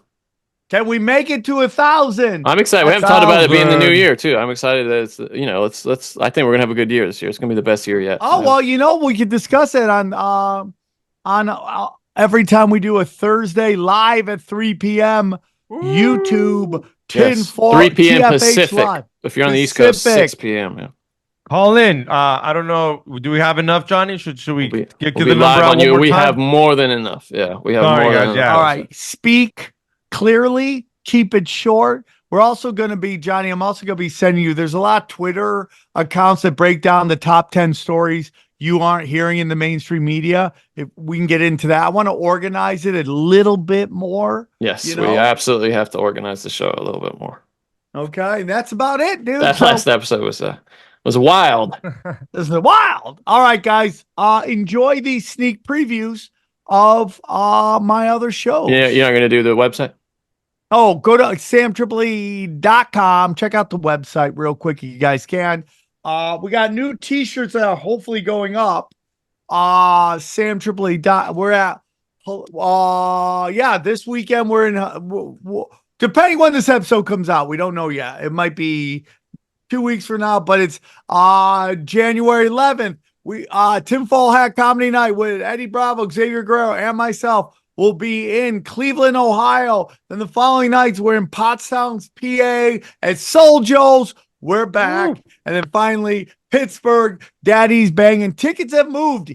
We have moved a lot of tickets, even though the holidays came and people were focusing on that. Tickets are moving, so make sure to grab your tickets. The revival is back at the Rabbit Hole, and then at the end of the month, again, I can't wait to be in Batavia at the Comedy Vault. And again, we're working on where I'm going to shoot my special at the end of February. That is all coming together nicely. All right, anything else? Here we go. Can we go to the main page? Yeah.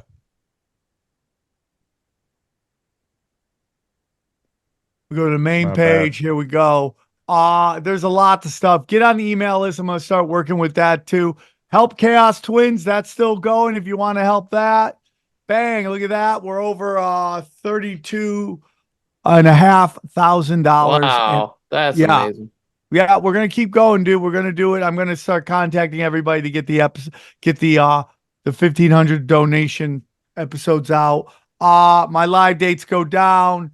All the premium content. We're on Rockfin right now, $15. All the content you want, whether it's Deep Waters, my personal podcast, and Zero. I'm slowing down on Zero, but you can get all that on rockfin.com. Big changes coming there soon. The Patreon for Cash Daddies is fire as well. That's doing well. T-shirts, great way to support the show again. T-shirts are a great way to support the show. We're going to be putting up some new ones coming up here. And then buy gold and silver from Wise Wolf. Our friends at Harley Ray. You can get any candles, any crystals, all there. Use the Swarm 15 for any of your candles and crystal needs. Hydrogen brown gas is fire. Chemical free body. I'm going to go take my supplements right now. Use the promo code Tinfoil Hat, get 5% off. from our boy Tim James at Chemical Free Body. I love his supplements. I take him every day.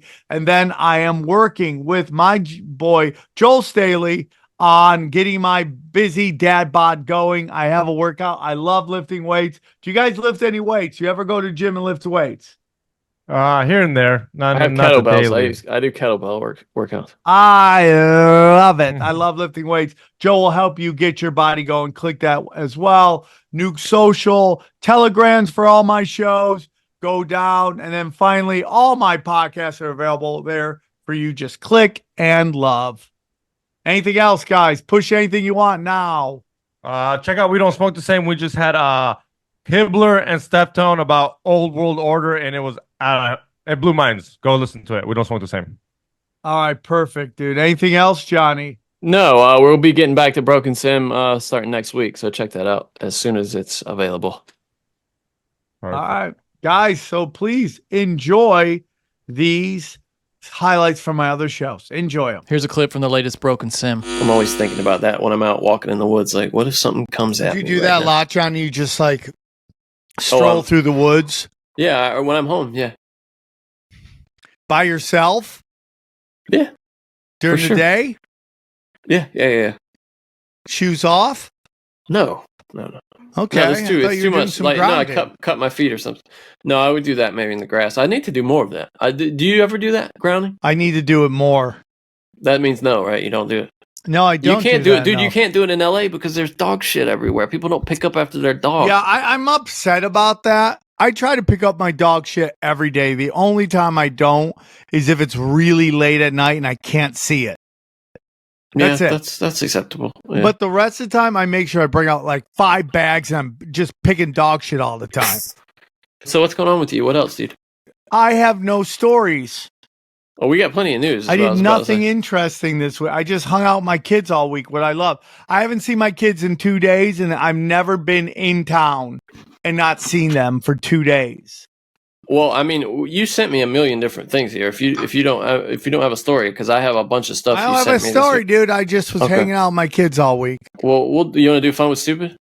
Yeah, let's do some fun. I can't do the intro properly because I don't have the music with me here. But I just don't have to play live Fun for you. with Stupid. Yeah.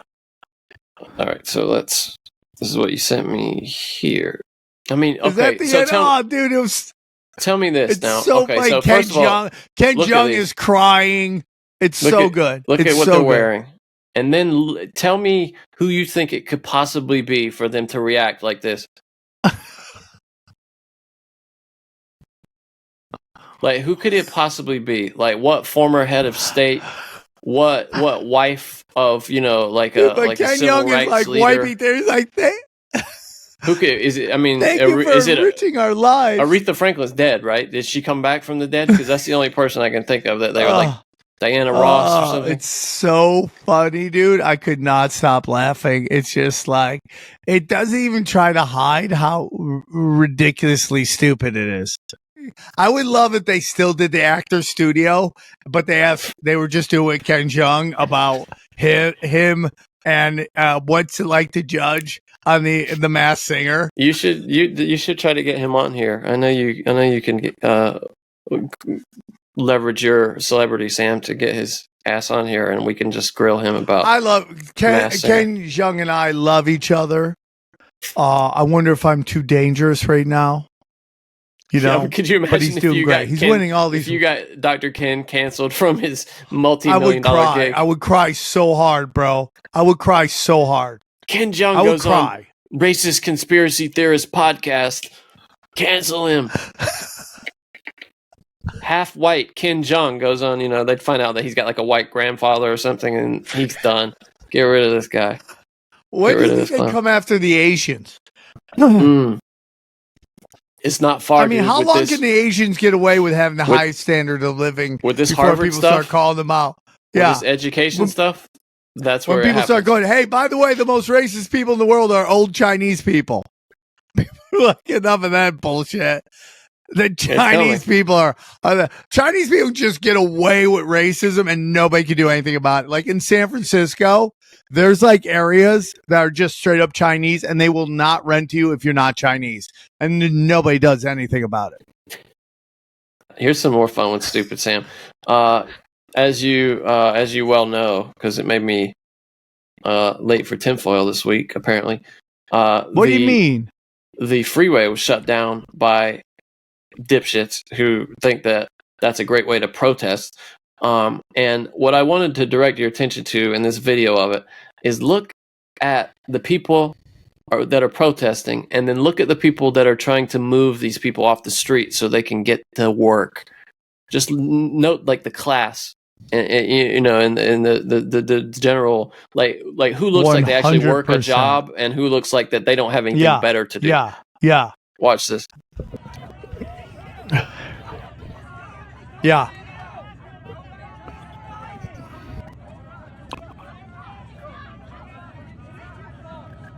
Yes.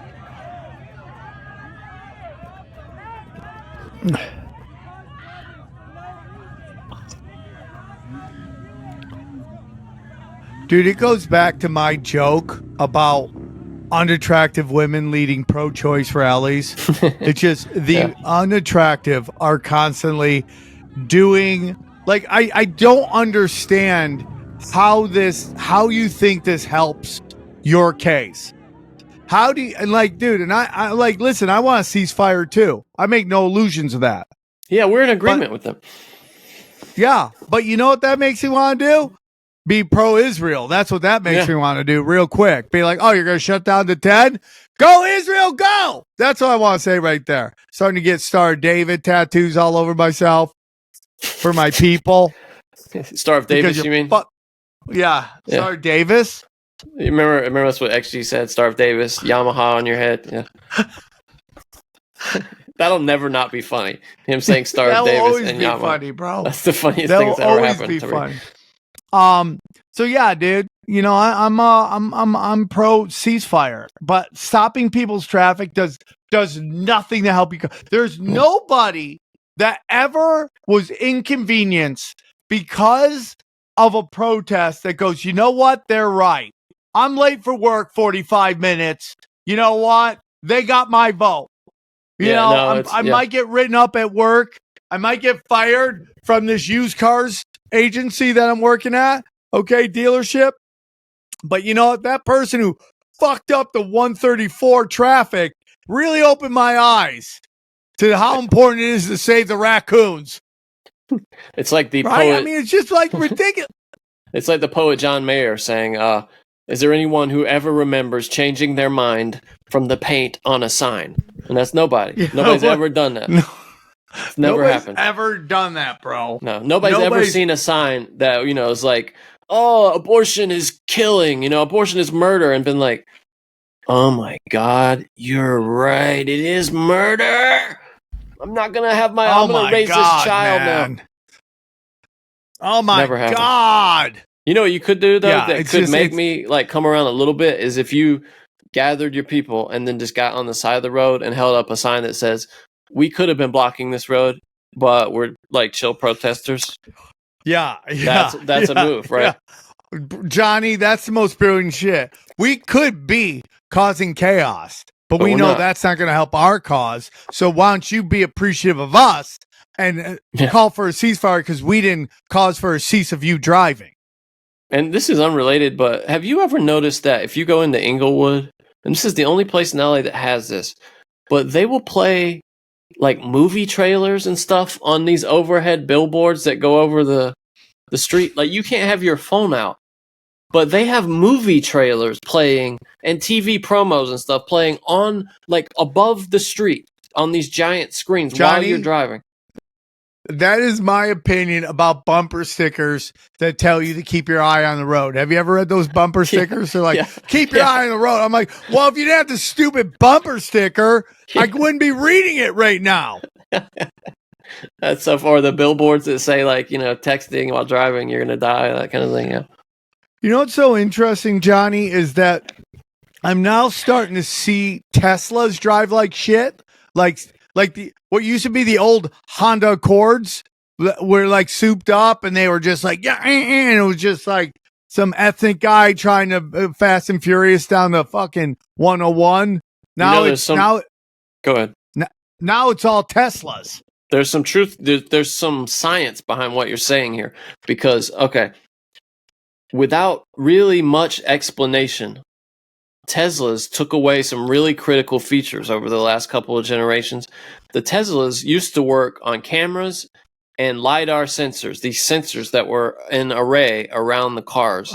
And then with the last generation or two of the Teslas, they took the sensors away and switched to AI camera stuff. And these AI cameras, and they've proven this in multiple YouTube videos, people have gone out and tested it, don't know what the hell is happening. Like, they'll tell you you're like 6 inches from the wall when really you're 1 inch from the wall, or they'll tell you you're 2 foot from the wall when really you're 6 foot. They don't know what's going on. Really? And the self-driving has gotten noticeably worse because of that.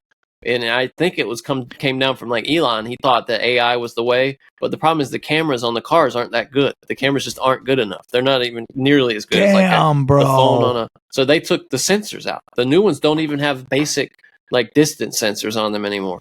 And like when I take my car and pull it into the garage, it has no idea like where the front, like the beeping is way off for where the car is. You have to actually look yourself. So and the self-driving has gotten worse in those things. I absolutely believe that. Dang, I didn't. And you even can turn know on that, like dude. full self-driving in those cars now. They'll self-drive you around city streets, like stop signs. And if it's clear and daylight, it's pretty good at that. But at night, dude, raining, it's terrible. It's terrible. Isn't that weird? Why would they want to impair that? I'm sure it's to cut costs, but I don't know. I gets my conspiracy brain tweaked a little bit. Like, No, I'm with you, Johnny. I'm with you. Why do they want more cameras? And now, a highlight from Cash Daddies. Did you see it came out on some of the gains that these congressmen made last year in the market? Holy shit.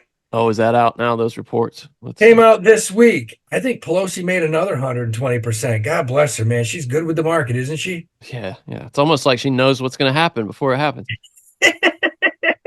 Can you fucking imagine sitting down at happy hour with a couple congressmen saying, yeah, it doesn't look like we're going to really get this clean energy passed, for a while. So I think Caterpillar and John Deere look pretty solid.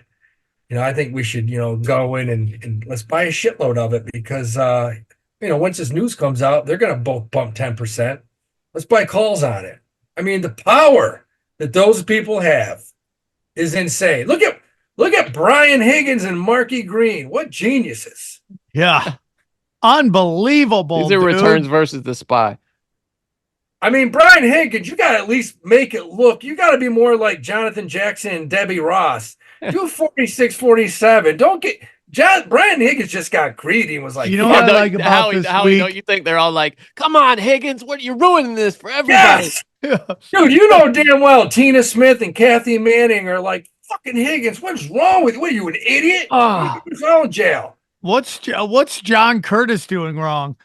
John Curtis must be pissed. Yeah, so let me ask you, the best part of this list is that it just really is both sides of the aisle. It's like both sides are equally scumbags.